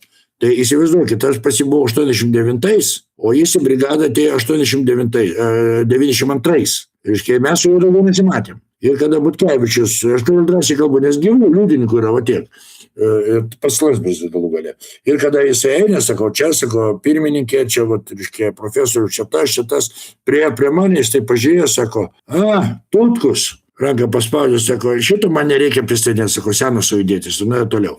Aš noriu, kad jūs suprastumėt žmogiškai įspūdį mano jauno pacano, kad tu kalbi su žmogum, su kuriuo pakalbėjai apie ten 1,5–2 valandos kažkur mes pakalbėjom, bet prieš 3 metus, kada aš suvokiu, kiek žmonių per jį, reiškia, praėjo ir su kiek jis bendravo, tai ir kaip jis, kada jisai, reiškia, rodo žmogaus arba atmintį fenomenalę, arba ten jam labai, kaip bebūtų, reiškia. Tai aš šiandien galėčiau daug pasakyti, kas man nepatinka, bet aš nesakau. Lygiai kaip aš ant Butkevičiaus niekados nevarau, nežiūrint to, kad jis kartais leidžia savo, ką nors pasakyti. Nes bet kokiu atveju tai yra žmonės, su kuriais mes kartu kūrėm tą pačią Lietuvą. Aš tikėjau Landsbergiu labai stipriai, buvau labiau landsbergistas, atvirai kalbant, pagal požiūrius, nes taip, Lietuva ir taip toliau, reiškia. Su Audriu mes ir po šiai dienai draugaujam, su Česlovu Jezersku, su visais tais, kuriais pradėjom. Ir todėl aš skaitau, būtų labai neetiška daryti. Taip, kad aš nežinau, ar aš atsakiau, bet, sakysim, mano kelias į Lietuvą irgi tiesiog, kaip karys kariui galiu pasakyti, kas yra labai svarbu. Nes mane šiandien kartais paklausė, tu davei priesaiką Tarybų Sąjungai. Tai kaip su priesaika? Nes kiekvienas karys žino, kad kariui priesaika yra šventa. Ir laužyti priesaikos, nežinau. Bet mano atveju yra visai kita situacija. Todėl, kad aš daviau priesaiką Tarybų Sąjungai. Aš niekada neprisitikėjau Rusijai arba Baltarusijai. Ir atitinkamai, kadangi vyko Tarybų Sąjungos griūtis, tai aš atitinkamai prisiekiau Lietuvai. Nes reikėjo pasirinkti arba Rusijai ir likti arba Lietuvai. Tai čia man yra svarbu ne jums tą pasakyti savo, kad aš žinau, kad aš nepažydžiau priesaikos. Ir man tie dalykai visi žinau, kad aš niekada žodžio nelaužiau. Ir tai yra dabar jau per vėlu tą daryti, nes tai yra ne jum, man viduj. Tai dabar dėl sprendimo sunku pasakyti. Mane kai kurie kaltina, kad aš esu vienas iš tų, kuris labai sėkmingai Lietuvą vedžiau į NATO. Nes kaip tik aš būtent su savo išsilavinimu, su savo žiniom, aš buvau toj valstybinėj delegacijai, kur mes kaip ekspertas važiavau ir Briuselį tas darybas, kur su kariškiais teko kalbėti, su tais pirmaisiais generolais daug. Sąžiningai ne, turbūt ne, nes aš tada tikėjau NATO ne todėl, kad aš laukiu, kad Rusų mūsų užpuls. Aš jau tada nelabai tikėjau, kad Rusų užpuls, nes reikėjo atkreipdėmėsi, ką mes perėjom pirmieji. Tai kada buvo sausio įvykiai, tai Piterį ir Maskvoje buvo po 500 000 kaip tos mitingai, šalin rankas nuo Lietuvos vadinasi, su trispalvėm. Beje, neseniai YouTube radau, reiškia, Makarevičiaus dainą. Michal Sergejič, atdайте Lietuvų litovcam ir taip toliau. Tai jisai dainavo vienam iš tų mitingų. Tai yra, rusų tauta nebuvo prieš mus, prieš Lietuvą. Tai yra labai svarbu. Dabar, kada grįžtam prie to, pagalvokit, čia aš visą laiką kviečiu pagalvoti, kada Rusijos federacijos kariuomenė 93 metais paliko Lietuvą ir paskui per Lietuvos teritoriją turėjo tarti su nepriklausoma Lietuva vest kariuomenę iš Vokietijos, ar jums netrodo, kad čia buvo padarytas iš Rusijos žestas Lietuvai milžiniškas? Todėl, kad jeigu aš būčiau Rusijos generolas, ne tai, kad Lietuva reikalinga, pirmas žingsnis – vedi iš Vokietijos per savo valstybės kontroliuojamą teritoriją. Pradžioje vedi iš Vokietijos, o tik paskui vedi iš Lietuvos. O tas pats Jelcinas, tas pats Gračiovas, čia Jezersko milžiniškas indėlis kažkaip nedavertina, nes Jezerskas su Gračiovu seniai bičiuliai buvo, vienoje divizijoje tarnavo. Tokie dalykai yra, Rusijai tas veikia, reiškia. Butkevičiaus indėlis, Brazausko indėlis. Gaila, kad šiandien, sako, Butkevičius šiandien, reiškia, nemadingas. Palaukit, Butkevičius buvo pirmas ir vienintelis krašto apsaugos departamento direktorius. Ir ministras, ir kūrėjas. Ir dabar, jeigu jisai kažką tai sako ne taip, tai sakyk, kad dabar jis sakai ne taip, bet įvertink jo indėlius ir taip toliau. Tai ne, aš vis dėlto nesikliu, nes aš tikrai tikėjau, kad mes turim būti NATO, nes aš ir šiandien netikiu, kad Lietuva gali būti neutrali valstybė. Todėl, kad tam, kad neutrali valstybė būtų, neužtenka mūsų noro. Tam, pavyzdžiui, Ukraina galėjo būti, visos sąlygos buvo. Lietuva neturi sąlygų būti neutralia. Mes bet kokiu atveju, reiškia, turim priklausyti kažkokiai tai vienai ar kitai pusiai, bet kitas klausimas, kad elgtis turim toj pusiai. Taip, aš norėčiau, kad aš nesu prieš Europos Sąjungą, aš esu kategoriškai prieš tokią Europos Sąjungą. Aš esu už tėvynių sąjungą, kad von der Leyen mums, atsiprašau, kad neaiškintų, kokios išmeros prezervatyvai turi būti. Ir taip toliau, ir taip toliau. Yra dalykai, yra aspektai, mes su Princu daug apie tai kalbam. Tai yra, mes turim glaustis prie Europos, bet tai nereiškia, kad mes turim, atsiprašau, kakoti į kišenę baltarusam arba rusam. Taigi, mums tie santykiai naudingi. Tai va, taip, kad čia, ko gero, didžiausia problema, dėl kurios galėtų kilti problema, tai būtent dėl ėjimo į NATO, tai aš atvirai galbūt nesigailiu. Pirmas dalykas buvo NATO ne tas, antras dalykas, aš skaičiau visada, kad mes turim priklausyti fiziškai civilizacijai. Tai turėjom tada priklausyti arba slavų civilizacijai, arba europiniai civilizacijai. Pagal mano supratimą, mes esam labiau europiečiai, bet mes ir slavų turim. Kitaip sakant, mūsų valstybė tokia, mes su slavais gyvenam šimtmečiais. Bet vis dėlto lietuviai yra, reiškia, arijai, mes esam europiečiai. Tai šitoj vietoje aš galvoju, kad ėjimas į NATO taip, vienintelis, ką mano patirtis parodė tam pačiam NATO, man kodėl nepatinka. Aš žinau, kad Adamkui daug kas turi daug priekaištų. Aš žinau tą, reiškia, ir žinau ten dėl tapkių, reiškia, čia galima daug kalbėti. Bet man teko matyti Lietuvos prezidentą per NATO viršūnių susitikimą. Man teko matyti, kada pas Lietuvos prezidentą eina, reiškia, pasikalbėti Bušas ir Merkel. Kai prie Lietuvos prezidento, reiškia, praeidamas pro šoną sustoja Putinas, pasveikė, paspaudžia ranką, už tą patį ir man kliuvo, aš šalia stovėjau. Va, tai manęs turbūt neprisimena, reiškia. Ir kada aš mačiau, kad kalba Lietuvos prezidentas, tai man teko būti šalia Brazausko. Man pasisekė, šalia visų buvau. Ir aš kada mačiau, kad yra Brazauskas vadovas, tai yra Brazauskas, daug galėčiau papasakoti. Ten apie jį gali kalbėti, ką tik tai nori. Bet būtent Brazauskas pripažino, jeigu taip kalbėti visai istoriškai, tai ne kovo 11 mūsų, o vasario 16 ar kokia, ar 26. Kada Brazauskas pareiškė, kad išeina iš Tarybų Sąjungos komunistų partijos, pasakė, kad tarybiniai įstatymai Lietuvai negalioja, Molotovo-Ribbentropo paktas negalioja, tiesiog mes kartais užmirštam tos dalykus, tai čia blogai, čia mūsų problema. Va, ir aš skaitau, kad prisiminti ir vis dėlto atiduoti garbę tiem žmonėms, su kuriais ėjai, taip, tai va aš dėl ko pasakiau, ir aš pats sėdėjau už to stalo, ir aš tikrai žinau, kad Lietuva turi balsą ten. Ir ašgi mačiau tą. Aš pats sėdėjau, pats esu, nevetavęs, bet esu išsakęs labai rimtų pretenzijų ir gavau teigiamus atsakymus. Reikia tiesiog naudotis savo teise.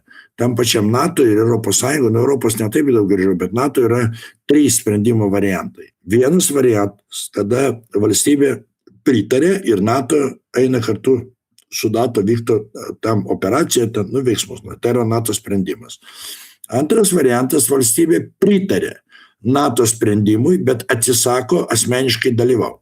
Tai yra, mes galim, pavyzdžiui, kaip lietuviai pasakyti, gerai, mes pritarėm, kad NATO kaip alijansas darytų tą, bet mūsų nacionaliniai interesai mums to daryti neleidžia. Todėl mes neprisidėsim. Turkija prie dabar, kaip pasakė, pritarėm Ukrainai pinigus duoti, bet mes neduosim.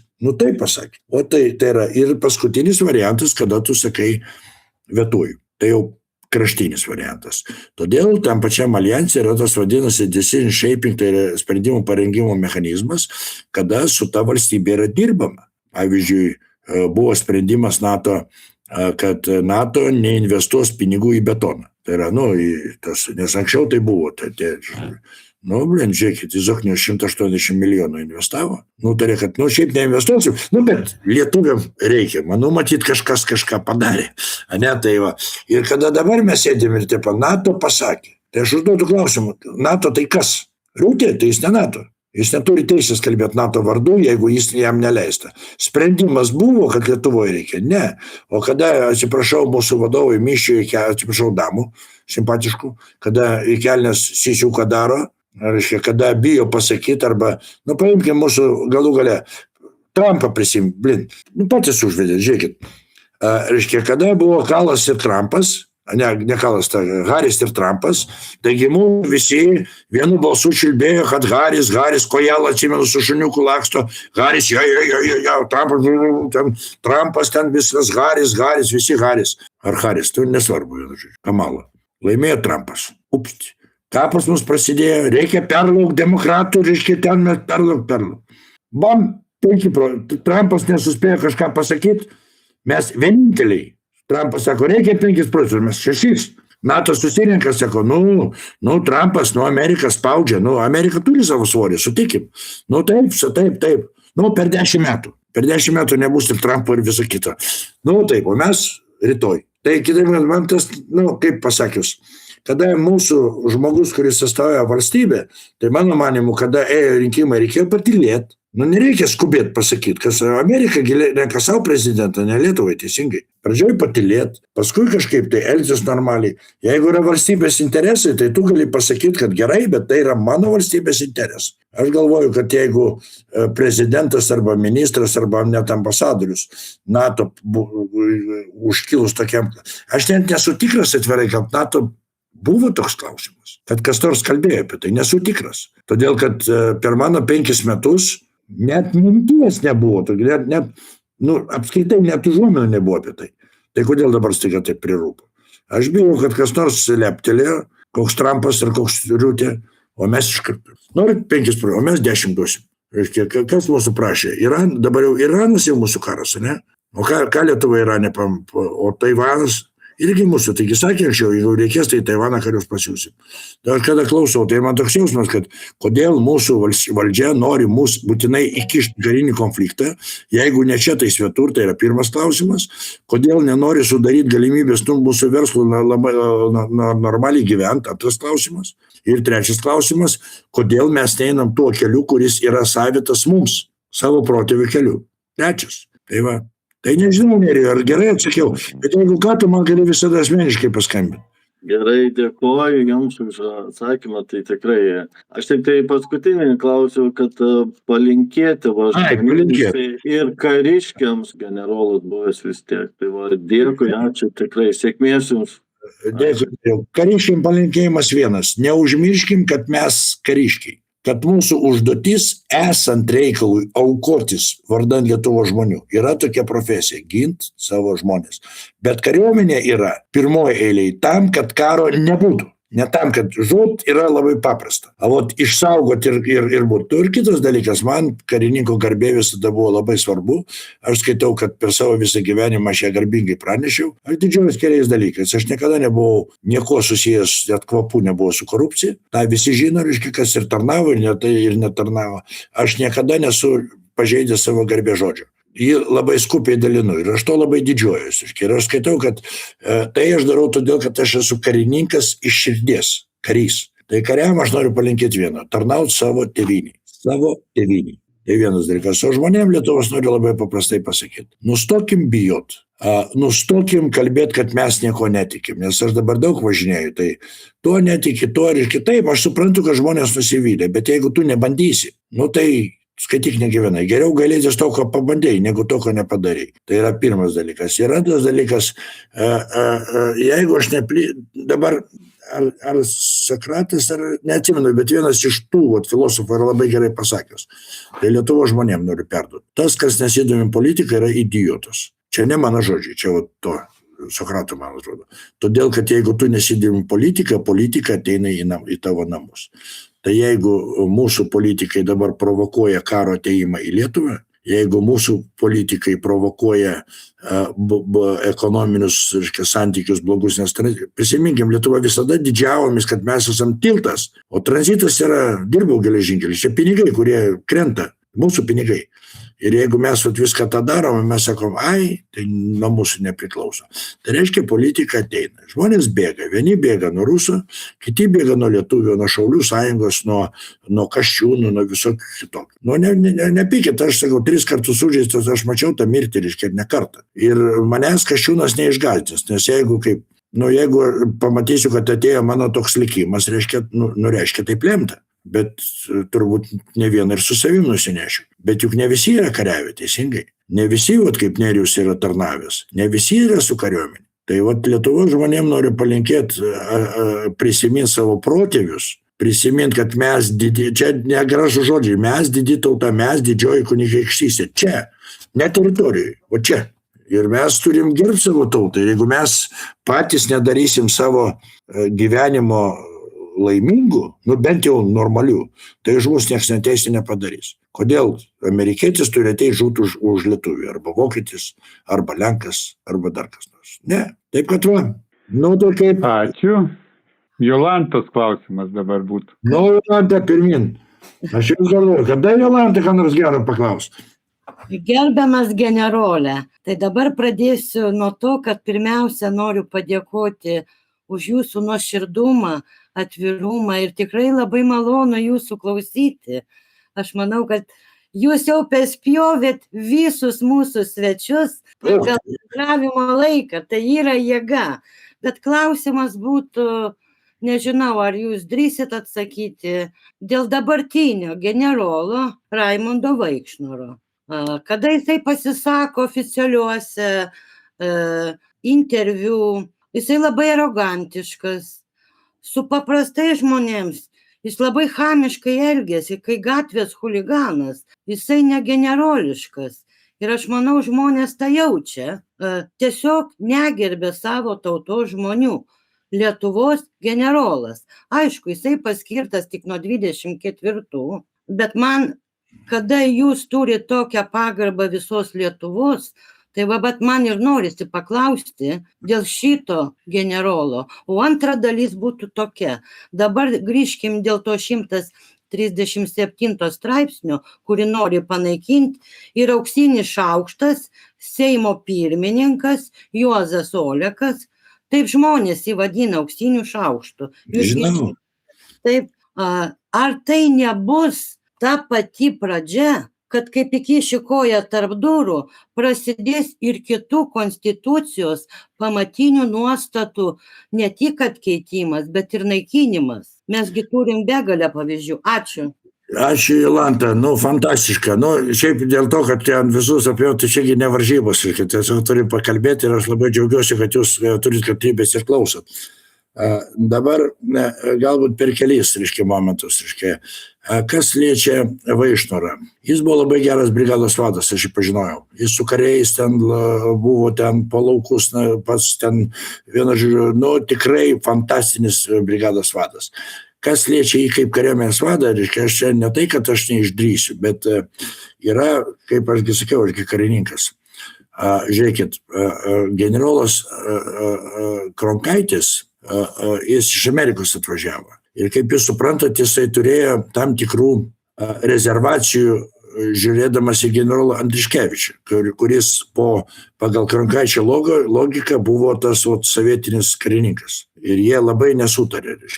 Aš, kadangi buvau Andriškevičiaus pavaduotojas ir Kronkaičio pavaduotojas, tai gerai žinojau, bet generolas Kronkaitis neleido savo niekada gyvenime pasakyti blogo žodžio apie generolą Andriškevičių, kada jisai tapo kariuomenės vadu. Jis vėl sakė, mes tęsim, mes darysim ir taip, nors aš žinau, kad ten jis ne visada taip galvojo. Mes su Kronkaičiu irgi turėjom tokių įtampėlių, nes aš vis tiek buvau pakankamai aukštai, jau ten nereikėjo taip visada, nes buvau sausumos pajėgų vadas, irgi generolas, tai ta prasme, šalia buvom, irgi pavaduotas pas jį buvau. Niekad nesivarėm stipriai, bet įtampėlių ten mes truputį turėjom ir paskui, jam irgi skaudėjo mano tarybinė praeitis, tas jautėsi. Mes apie tai net kelis kartus esam kalbėję, bet kartais porą kartų esam kalbėję labai draugiškai, jis ten pasakojo, kaip jis namą įsigijo tokių, matot, ten tokie dalykai buvo. Ir nežiūrint tai, kad mes turėjom problemėlių, kada tapau kariuomenės vadu, aš neleidau savo nei vieno blogo žodžio, apart pagiros žodžių, sakyti apie Kronkaitį. Tai yra tokia, kaip po tradicija, nes, žinot, kaip sakysim, čia, aš to žodžio sovietinis tai labai nemėgstu, bet, žiūrėkit, Tarybų sąjunga buvo viena iš tų valstybių, kur nauji vadai apdergdavo prieš save buvusius. Visi. Atleiskit, išskyrus Staliną. Stalinas Leninu darė tą, kaip tą, dievaitį. Paskui atėjo Chruščiovas Staliną apdirgė, atėjo Brežnevas Chruščiovą apdirgė, atėjo kas ten Brežnevą, ir taip ėjo. Tai aš galbūt, man tikrai ne viską nelabai patinka, kai kurie dalykai, bet kritikos generolo Vaišnoro atžvilgiu aš norėčiau išvengti. Grynai dėl moralinio savo supratimo, kaip buvęs kariuomenės vadas. Tai va.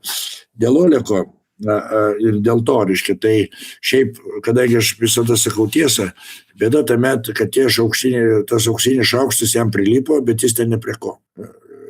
Kaip tas pasako anekdotą, kada, sako, skambutis į duris, krokodilas Geną atidaro, stovi Čiburaškas. Sako, Genas, sako, girdėjai, sako, šapaklek. Kas matė tą krokodilą, sako, pagimdė toks mažas, žalės visas, su tokiam auksim, Čiburginam, sako, vadinasi. Sako, mesgi čia ne prie ko, ne? Va, tai jokas jokais. Reikalas, tai aš domėjausi tą istoriją ir man jisai galbūt dėl arogancijos, aš jam siūliau, ką reikia daryti.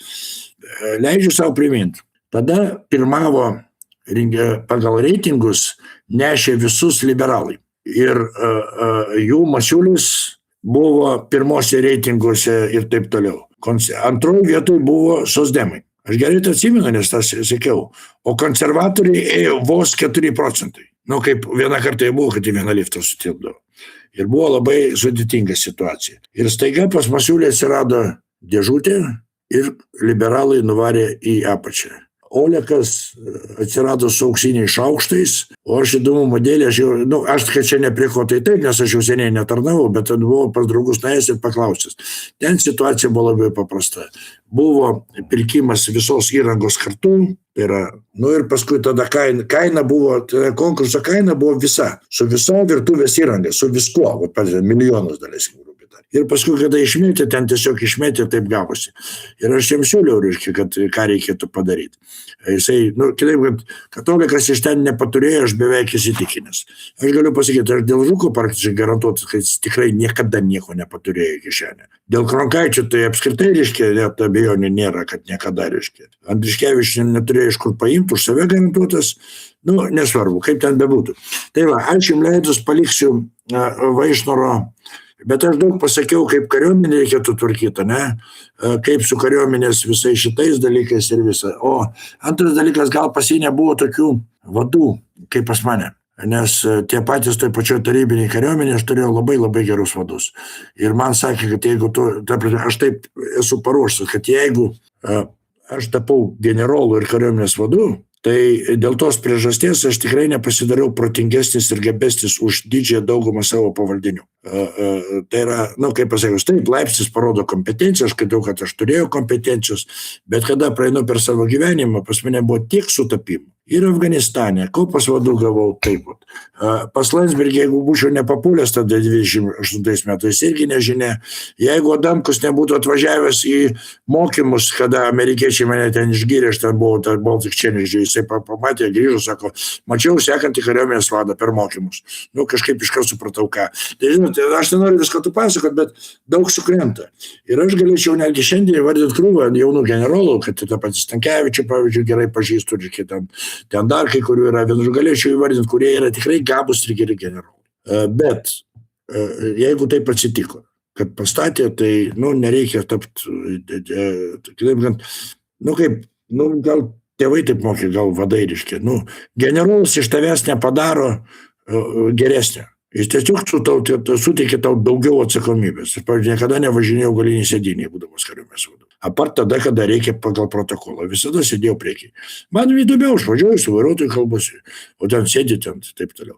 Tai dėl generolo, reiškia. O dėl konstitucijos yra pavojus baisus. Aš nekartą sakiau, reikia žiūrėti biskį plačiau, mano manimu. Tai pirmas dalykas yra Šaulių sąjunga, kuri yra ruošiama kaip nacių ir kaip, sakysim, partinė kariuomenė, bet ne tos partijos, kuri valdo, o labai konkrečios partijos, tai yra vienas dalykas. Antras dalykas, kadangi vyksta tie visi pagrindiniai virsmai ir taip toliau, tai ar šitas elitas išsilaikys, o visada tie, kurie valdžioje stengiasi išsilaikyti iki maksimumo. Ir ar mes suspėsim turėti rinkimus, aš turiu labai rimtų abejonių, atvirai, labai norėčiau, bet aš bijau, kad yra abejonių, kad mums leis turėti rinkimus. Tai vat šitų. Ir tada, reiškia, kas liečia, tai dabar, pavyzdžiui, nes, žiūrėkit, jeigu skaito, kad leidžia savo dėl masinio naikinimo ginklo nuspręs Seime, tai yra ir kitų klausimų konstitucinių, kurių aš sutikau, galbūt gerai būtų, reiškia, taip, jeigu in general kalbant, surinkti rimtą komisiją, žmonių atstovus, pagalvoti, ar tikrai viskas su konstitucija gerai. Aš, pavyzdžiui, turėčiau pasiūlymų konstitucijai, bet nemanyčiau, kad aš turėčiau juos keisti, jeigu būčiau netgi prezidentas. Tai yra, tu gali pasiūlyti variantus, pagalvoti, paaiškinti ir taip toliau. Nors gal ir nereikia, net nežinau. Šiaip tai man labiau patiktų minimaliai konstituciją judinti, bet maksimaliai vykdyti. Tai va, taip, Jolanta, teisė, reikia rimtai galvoti, bet neužmirškit, nuo mūsų irgi priklauso. Tai va. Ačiū. Prašom, Nerius 10. Labas vakaras. Labas vakaras. Taigi, čia visi prisistato, aš naujas toks žmogus, tai aš nuo 2000 iki 2009 metų esu tarnavęs krašto apsaugos savanoriškose pajėgose. Aš buvau skyriaus vadu dažniausiai, nuo 2006 metų buvau krašto apsaugos Vilniuje karo policijos skyriaus vadu. Ir toj kopai tarnavau instruktorium buvau. Ir po to pabaigoje ten jau apie 9, kai pradėjau mažinti atlyginimus ir viskas labai keitėsi, aš išvažiavau iš Lietuvos ir man irgi tam leitenantų jaunesnių laipsnių siūlė, bet kai aš pasižiūrėjau, kad aš daugiau žinau negu tie leitenantai, nes aš tiek laiko atitarnavęs, tai ir tas atlyginimas karių mažėjo jau, tai teko išvažiuoti iš Lietuvos, išmokau dar kelias kalbas, dabar daugiau negu 6 kalbų galiu kalbėtis laisvai su žmonėm. Ir va toks klausimas dėl tos strateginių susiekimo kelių, kodėl Lietuvoje nėra daroma, nes tarkim, remintis istoriją, Vietnamas, Afganistanas, net Vaterlo buvo laimėtas, nes buvo kažkokia slapta tranšėja, kur buvo pristatoma amunicija ir visas palaikymas. Kodėl Lietuvoje niekas, ar mes nežinom, ar nedaro tų tokių strateginių susiekimų? Net Anglijoje žinau, kad yra tarp visų miestų yra susiekimas žeminiais geležinkeliais. Ne tik metro, bet ir geležinkeliai. Kodėl Lietuvoje nevykdoma niekas tą linkmę? Geras, Neriau, klausimas. Aš galiu pasakyti, kodėl mes nevykdėm. Mūsų laikais, kada mes kartu tarnavo, du Neriai ir Valdas. Tai tais laikais tiesiog nebuvo, aš kaip paminėjau, reiškia, jeigu karinis biudžetas 300 milijonų į metus, tai liūdnoka, reiškia, ne iki tunelių. Bet iš principo, reiškia, mes tą temą jau lietėm iš dalies, reiškia, nes jeigu paimsim patirtį, visą laiką reikia patirtį. Nesvarbu, tu myli tuos, nemyli, bet patirtį reikia imti. Jeigu tu paimsi patirtį tiek Ukrainos, tiek Irano, nors gamtos labai skirtingos, tai požeminės komunikacijos yra labai rimtas dalykas ir turėtų būti. Tiek metro, pavyzdžiui, kada Rikantas klausė apie šitos, kaip tos, civilinę saugą, tai geresnės slėptuvės negu metro nėra. Ir aš, aišku, ne specialistas, pavyzdžiui, sakyti, ar Vilniui reikia metro, ar nereikia, tai galbūt ne man. Bet aš esu kalbėjęs su specialistais, kurie skaito, kad būtinai reikia. Ir kad tas apsiperka. Tai, bet tą apsiperka, neapsiperka, jau turi pasakyti žmonės, kurie išmano. Bet karinė prasme, pavyzdžiui, turėti metro yra fantastiška, nes metro yra pirmas dalykas slėptuvės nuo žmonių, antras dalykas metro, jie turi atstumus. Ir tai metro yra, reiškia, požeminis pervežimas krovinių tame tarpe. Juk sutikim su vienu dalyku, jeigu nedaug dievė, ateis tas laikas, kada teks, pavyzdžiui, aš jau nekartą supratau, aš tikrai žinau, kad manęs Portugalijoje niekas nelaukia, reiškia, mano galas čia ateis. Jo, bet jeigu teks, tada tos nesantaikos visos bet kokio baigsis ir tada jau nesvarbu, kas bus kaltas. Reikės ginti savo tėvynę. Tai vat, kada tu galvoji, reiškia, tai požeminės komunikacijos, ir kas baisiausia, mes turim tam pinigų šiandien ir turim jau seniai. Nepykit, reiškia, 12 milijardų, o perkam 1000 šarvuotų mašinų ir kur jas jau užpakalį susikišim. Kur šarvuotos mašinos? Taigi, aš suprantu, džipus tam, kad permesti ir taip toliau. Analizės kovos veiksmų šiandien nėra. To, ko mes norim, iš šito šiandien nėra. Ir mano yra labai negeras, reiškia, be pavardžių. Aš manau, po šiai dienai, kad yra varžybos, kas daugiau nukosios. kas daugiau, sakysim, įsisavins. Ir man, atvirai kalbant, kaip žmogui, kuris nieko nepaima, man už tai šlikštų yra. Aš nesigaliu be ne vienos sekundės. Reiškia, nes, negalima, reiškia, taip. Tai va, tai aš, kodėl nėra? Todėl, kad niekam nerūpi. Kitas dalykas, pas mus daug ko nėra, bet nerūpi yra dėl kelių dalykų, reiškia, nes aš kartais galvoju, ar nedirba mūsų valdžia, o tam priešų, ant kurio labai stipriai loja.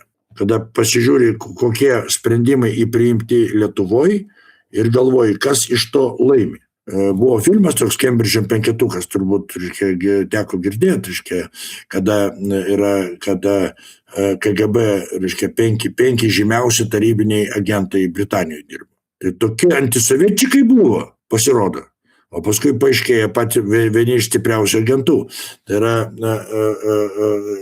aš turiu meni, kad tie kaip mes, kada kalbam, kad reikia santykių su Rusija, tarpusio agentų nereikia ieškoti. Reikia ieškoti tarptų, kurie sako, mušk rusą. Todėl, kad žmogus, kuris yra, tai mano manimu, kardinalių sprendimų nelabai buvo padaryta. Ir dabar irgi nedaro, nes kada aš žiūriu, vėlgi grįžkim, gynybos linija, Vytauto didžiojo linija, 650 betono to griovio, Kasčiūno dantis, ežiai ir taip toliau. Kas šiandien eis? O visko šito nėra. Aš sutinku, reikia imti patirtį ir Lietuva, beje, grįžkim prie partizanų. Čia irgi mūsų patirtis. Vieni taip kalba, kiti taip, bet tai yra mūsų patirtis. Tai kurie sėdėjo bunkeriuose, miškuose.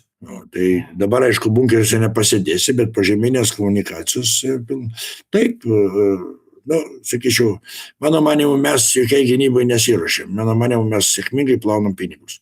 Ne mes. Dunėri ir Valdis neplauna. Ir reikantų irgi neduosim. Bet tie, kurie sėdė, nes, reikalas tame, kad man tarybiniai kariuomeniai teko statyti poligoną. Žinau, kad su poligonu yra gerai. O tu atvesi, komisiją į lauką. Va, sakys, kas va? 10 milijonų. Nerijus pažiūrės, sakys, kur? O ten. Todėl, kad kabeliai, jėgos kabeliai, ta prasme, ten realiai 10 milijonų. Bet tu niekada nesužinosi, kiek ir kas ir taip toliau. Tai poligonai atsiranda, šarvuočiai atsiranda, dar kažkas. Tai galiu pasakyti, aš kodėl tada išlėkiau, nes kada pasisakiau viešai prieš bokserius. Tai kaip galima buvo pirkti bokserius, kada permoka palyginus su Piranija buvo maždaug 250 milijonų eurų. Tai protus suvokim, komplektos permoka ne 10. Jeigu būtų kokie 10 milijonų, aš gero nebūčiau kėlęs to klausimo, nes kariuomeniai kartais perkytų brangesnį daiktą. Pavyzdžiui, mes pirkom Spartanus, bet nepirkom Kazų. Kazos buvo finale kokie 10 milijonų pigesnis pirkinys, bet vidurį nakties galiu pasakyti, kodėl. Tai dėl šito galėtum ginčyti, bet 250 milijonų, be jokio offseto, be nieko. Kodėl? Kaip aiškiai. Paskui paaiškėja, kad jie nešaudo. Arba blogai šaudo. Tai bėda yra kitame. Bėda didžiąja prasme, ir jau mano manimu yra tame, kad valstybei vadovauja žmonės, kurie neatstovauja valstybei. Kaip tą klausimą spręsti, mano manimu, reikia, dar turim reikiant tai porą minučių, papasakosiu, kaip, jeigu kas girdėjot, kaip Pasgarienė pasakojau, kaip ėjau, balsuot Briuselį. Negirdėjot? Pasakoju. Gyvenau Briuselį, paskambino penktadienį kaimynai į duris. Nepriimta ten pas juos taip ateit, jeigu nesusitaręs. Sako, taip ir taip, kaimynė, atėjom pasitarti, kokia tavo pozicija dėl balsavimo. Į vietinius, ant terviūrinė pas mus rinko. Aš sakau, labai paprastai sakau, eikit ir balsuokit, nei man įdomu, nei, prie ko čia aš lietuvis, ten terviūrinė, tiek kartų negalima, vienu žodėje pas mane, ilgai man aiškino, kad yra privaloma balsuoti, pagal ES yra taip, plus papasakot, Belgijoje balsavimas yra privalomas įstatymų ir taip toliau, ir pasakė, bet čia jie labiau ne apie įstatymą, apie tą jausmą. Tada man jie nusibodo, sakau, gerai, tai už ką balsuoti? Sakau, ne, sakau, šitą pasakyti negalim. Čia pas turėsiu spręsti, ne vieną nepažinodamas, o paskui išsitraukė 5 papkės, nes ten buvo 5 kandidatai buvo. Ir tas man po šiai dienai stovi akise. Apie kiekvieną iš kandidatų tokia byla surinkta. Kom buvo, kur dirbo, ką padarė, ir ten man ilgai gavo. Tai bet, kad pabaigta istorija, tai paskui mes padėkojom, ką pagirdėm, išleidom ir su žmona mėgam. Sekančią dieną. Skambutis sudarys apie 11, jau apsirengęs, aš sakau, labas, stovi tie patys 3. Sako, kaimynė, sako, mes labai atsiprašom, tugi, sako, neseniai čia gyveni. Aš sakau, tik tai 3 mėnuo kaip, tai mes pagalvojom, kad tu turbūt nežinai, kur pas mus balsavimo punktas, mes turim tai palydėti. Ir nuvedė, reiškia, tai va. Bet esmė, tai čia kitas, bet esmė, supranti, Neriau, jie apie kandidatus ne taip į nuotrauką pasižiūrėjęs. Jie jį pakrapštė. Tai kada mūsų žmonės pradės žiūrėti kandidatus, sakys taip, tas padarė tą, žadėjo, nepadarė, arba padarė, ten balsavo už COVID, ar nebalsavo, tegul gerai balsavo, galbūt apsiriko, ar atsiprašė, ar tą, kitaip sakant, grubiai tariant, iš tų iškratai, pavyzdžiui, ateis Gabrielius balsuoti. Tai ir vėl išrinksim. Ir tada sakys, opst, taigi gražus, žinai. Tai vienintelis šansas, tauta turi pasiimti valstybę savo, žmonės savo. Ir tada kažkaip tai spręstus klausimus. Aš sakau, nežinau, man kartais abina, aš galvoju, kad aš žinau, kaip reikia padaryti. Ir aš tikrai žinau, kad aš ne vienas toks, kuris žinau, ką reikia padaryti. Ir Lietuvoje žmonių, kurie, atsiprašau, kuriem, čia sėdi visi, jūs atsisėskit prieš veidrodį ir pasakykit, kiek kiekvienam iš jūsų, ne man, savo, kiek kiekvienam iš jūsų reikia pinigų, kad, iki pilnos laimės. Ir aš jums pasakysiu vieną paslaptį. Jūs pamatysite, kad labai nedaug. Nes kada pats savo sąžininkai su jums kalbėjai, tai tu pamatai, kad tų pinigų, ko reikia? Būto namą, mašinas, kad galėtum nusipirkti duonos dešros. Taip, juodos ikros reikia? Man ne, pavyzdžiui. Reiškia, jachtos reikia? Ne. Pilies reikia? Ne. Ir pamatysit, kad tų pinigų tai netaip daug reikia. Ir tokių žmonių, bet yra kita grupė žmonių, pavyzdžiui, yra tie vadinami gobšieji, tai tuos reikia auklėt, bet yra kita grupė žmonių, kurie irgi yra beje labai įdomus žmonės. Aš su vienu esu kalbėjęs, Britas toks buvo milijonierius, 93 metais pasiekė apie 190 milijonų buvo, reiškia, 150 milijonų. Ir mes kalbėjom, sakau, klausyk, tau tai, sakau, kam tas darbas, mano protas nenešė, reiškia. Sako, kaip tai kam? Sako, Valdai, aš beje jį pažinau keletą metų, nei karto nemačiau su kostiumu, su šaliku. Su to, kaip Nerijus, kaip mes, taip. Visada taip. Sako, beje, važinėjo su Forciera, ne Mercedesas netgi, ne šitas. Normalus bičias toks, žinai. Ir kada išsikalbėjom, jisai sakė, man tie pinigai, sako, mane įdomu. Jis jų neskaičiuoja, jisai turi tiek, kad jis neskaičiuoja. Bet jis daro pinigus dėl to, kad daryti pinigus. Tai tokie mums reikalingi. Tai yra, aš turiu ne pinigus dėl pinigų, bet jis daro, jis dirba, daro. Verslininkai nėra mūsų valstybės priešai. Tai reikia, taip, nežinau, Neriau, tai čia galim padiskutuoti klausimų, bet žinai, kaip reikia, bet, o darom, gerai, jau tik to, neatleiskit, ypatingai damus, nevalstybinė kalba, sako. Sako, у меня на сарае знаешь, что написано? А там дрова лежат. Tai reikia. Aš supratau, kad šitą ne visi gal supranta, bet ką paprastai rašo, reiškia, tai reikia daryti, bet reikia, klausimas yra tame, darysim tik tada, yra keli dalykai, kuriuos reikia padaryti. Kaip sako, pasitikėjimas, aišku, gerai, bet mes vėl nueinam per giliai biskį, reiškia, viena iš rimčiausių mūsų valstybės problemų yra tame, kad mūsų politikai yra nepakaltinami. Tame yra problema. Turi būti mechanizmas Seimo nario atšaukimo. Turi būti.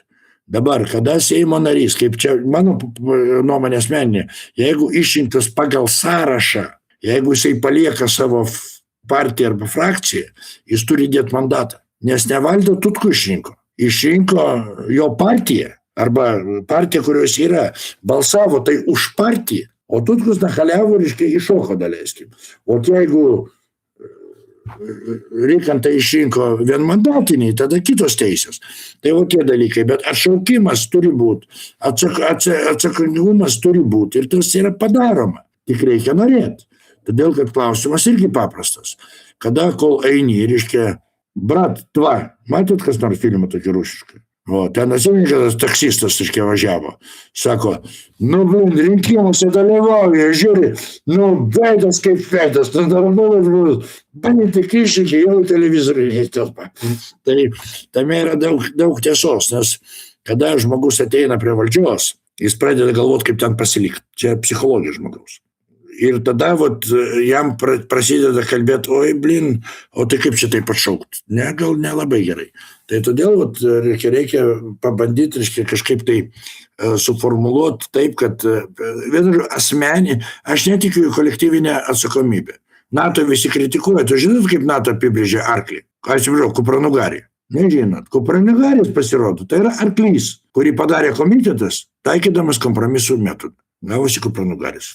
Tai ir čia pas mus, vienas iš pagrindinių turi būti atsakomybė personalinė tiek už politinius sprendimus, tiek už pasiekmes. Gedimino bokštas griūna. Kas atsakingas? Nėra. Taip kad gerai, einam toliau. Supratom, prašom, Virginijau. Ačiū žodį už tikrasias vertybės ir kilnias idėjas Lietuvai. Labas, Valdai ir visi. Tai man labai patinka ta idėjinė, reiškia, kas sako, mirsti už Lietuvą. Didvyriai gyvi reikalingi. Ir tokio idėjinio vado Lietuvai reikia. Ir tu, Valdai, vis artėjai link to, kad prie to savaime toksai, reiškia, pilietinės vienybės ideologijos toksai vedlys. Ir man labai, kaip sakiau, patinka tos idėjas propaguoti kilnios sielos žmonės, kurie Lietuvai kojas turėtų savo ten pinigus, savo visą tą verslą dėl tų idėjų. Nemirt, kad reiškia sušautų, bet idėjiškai kariauti. Ir man, dabar kaip mes tapom draugais, aš toks paprastas eilinis, o tu generolas ir mes tos bendraminčiai, kaip sako, negali nelygių žmonės susivienyti, kaip Kasparavičius ten buvo, čia laidoj sako, kaip gali nelygybė ir mes visi pagalvom, taigi vienybė ir lygybė visai skirtingos sąvokos. O tu toks žmogus, kuris tą idėjiškai viską supranti. Tai labai aš noriu padėkoti tavo tą atsidavimą pilietiniai vienybei, tą procesą supranti. Buvai pas mane ir tas idėjas supratai. Ačiū už tai. Ačiū, Virginijau. Aš galiu pasakyti vieną, matai, čia įdomus klausimas paliestas. Nevienodi žmonės. Man tas nelabai suvokiamas. Kaip suprast, nevienodi žmonės. Vienas seržantas, kitas generolas, o atsiprašau, tėvyniai nebūtų kartu kariauja. O vėlgi grįžkim prie to, kad man vienas sakė, sako, Afganistano nejudink, sako, čia žemiau bambos. Bet tai buvo mano gyvenimo dalis. Ir kada mes einam su kariais į reidą, ten po 30 km per naktį, reiškia, su kuprinė, ten 40 km, 40 kokie kilo ant tavo nugaros, 1000 šovinių, 10 granatų, 5 dienom sukpajus. Taigi žino, kariai yra, žino, kaip atrodo. Ir kada tu varai per kalnus, tai kaip, pasakykit man, kaip du kariai, mažiausiai, kaip jūs žiūrėsite savo vadą, jeigu vadas eis lengvai, su automatu toks. O jūs tempsit ne tik tai savo, bet dar ir jo. Tai gyvenimas, tai ir kur tada atsiranda tas vado, arba ta neligybė labai greitai išsilygina tokiuose sąlygose, nes kariai, aš ant savęs jaučiau, aš, pavyzdžiui, labai didžiuojas tą dainą, labiau negu savo ordinais, pas mane du raudonos žvaigždės ordinai. Tai aš labiau tą dainą didžiuojas, nes tai mano kariai išreiškė visą savo požiūrį į mane. Tai yra, jie manim tikėjo ir žiūrėjo ir nuo manęs priklausė. Bet kada mane pirmą kartą sužeidė, tai būtent mano kariai šliaužė po kulkom ir traukė mane ant tos plaštinų palatkos, reiškia atgal. Kitaip sakant, tu priklausai vienas nuo kito. Ir dabar, aš nežinau, nepykit, kuom šlavėjas yra geresnis už ministrą. Paaiškinkit, aš realiai to nesuprantu. Nes, kaip ir minėjau, reiškia, pavyzdžiui, jeigu taip grįžt prie mano tos pačios karjeros, tai labai daug kas, pavyzdžiui, man pasisekė, reiškia, kad kada, reiškia, grįžau iš Pasalos, reiškia, būrio vadas buvau. Atvažiavo kaip tik tuo metu, reiškia, labai sėkminga Pasala. Atvažiavo divizijos vadas, generolas. Pamatė tą krūvą, reiškia, ten paimtų, ten visko taip toliau. O aš pas jį atvažiavau iš sąjungos, iš jo divizijos. Jis paklausė iš kur, sakau, iš jūsų divizijos. Tas, sakau, tai kuom, sakau, ne vadas. Ir man tą pačią dieną kopos vadų paskėlė. Neturėjo, niekaip neturėjo. Sutapimas, apie Landsbergį kalbėjau. Tai tas mane padarė geresnį? Ne. Tai, žiūrėkit, ne visai teisingai. Reikia, mano požiūriu, Gal jeigu kalbėti apie kokius bajorus, nes aš tai bajorystės neturėjau niekada, tai nežinau, kaip jie ten gyvena, bet man teko bendrauti su tais aristokratais tikraisiais, nepasakysiu, kad jie ten kažkokie tai iš kitokio molio padaryti. Ne, Virginijau, aš jau šitą patį, aš čia taip darau, todėl kad aš taip darau. Paklauskit, kas su manim tarnavo kaip su kariuomenės vadu, beje, neduos sumeluoti jums, labiausiai mane mylėjo valytojas. Nes aš kada ateidavau, aš anksti ateidavau, tai niekada pro šoną nepraeidavau. Ateidavau, nes aš visų pažinojau, kieno vaikai kur mėgsta ir taip toliau, ir taip toliau. Ir tai ką galvojat, Zarisovkės dariau? Ne. Kaip, kas ten matė, kad aš prie valytojos priėjau? Nieks nematė. Kameros nefotografavo ir dabar nieks nežino. Bet, svarbu, jeigu žmogus, pavyzdžiui, ten viena valytoja, tokia Nataša buvo pas mus, jinai dar nuo Seimo. Įsivaizduojat, nuo Seimo dar. Pradžioje Seimo, paskui Kapsus, paskui šitą, tai kaip tu jau gali, nepažiūrėti. Taip, gerai, paliekam tą. Ta tema yra, čia tema gera, bet ta prasme, kad nepadarysim valstybės, jeigu pradėsim sluoksniuoti. Tas toks. Ačiū. Tai nuo pilietinės vienybės judėjimo dėkojame Valdui, kad skyrėte mums laiko ir pasidalinote savo žiniomis ir patirtimi. O žiūrovus, tiems, kam rūpi, kad Lietuvos konstitucija nebūtų laužoma ir nori, kad mes netaptume naudingų priešiškoms raketoms taikiniu, dalintis šiuo įrašu bei spauskit patiktukus. Ačiū Jums, kad žiūrit. Ir ačiū Valdui. Dėkui.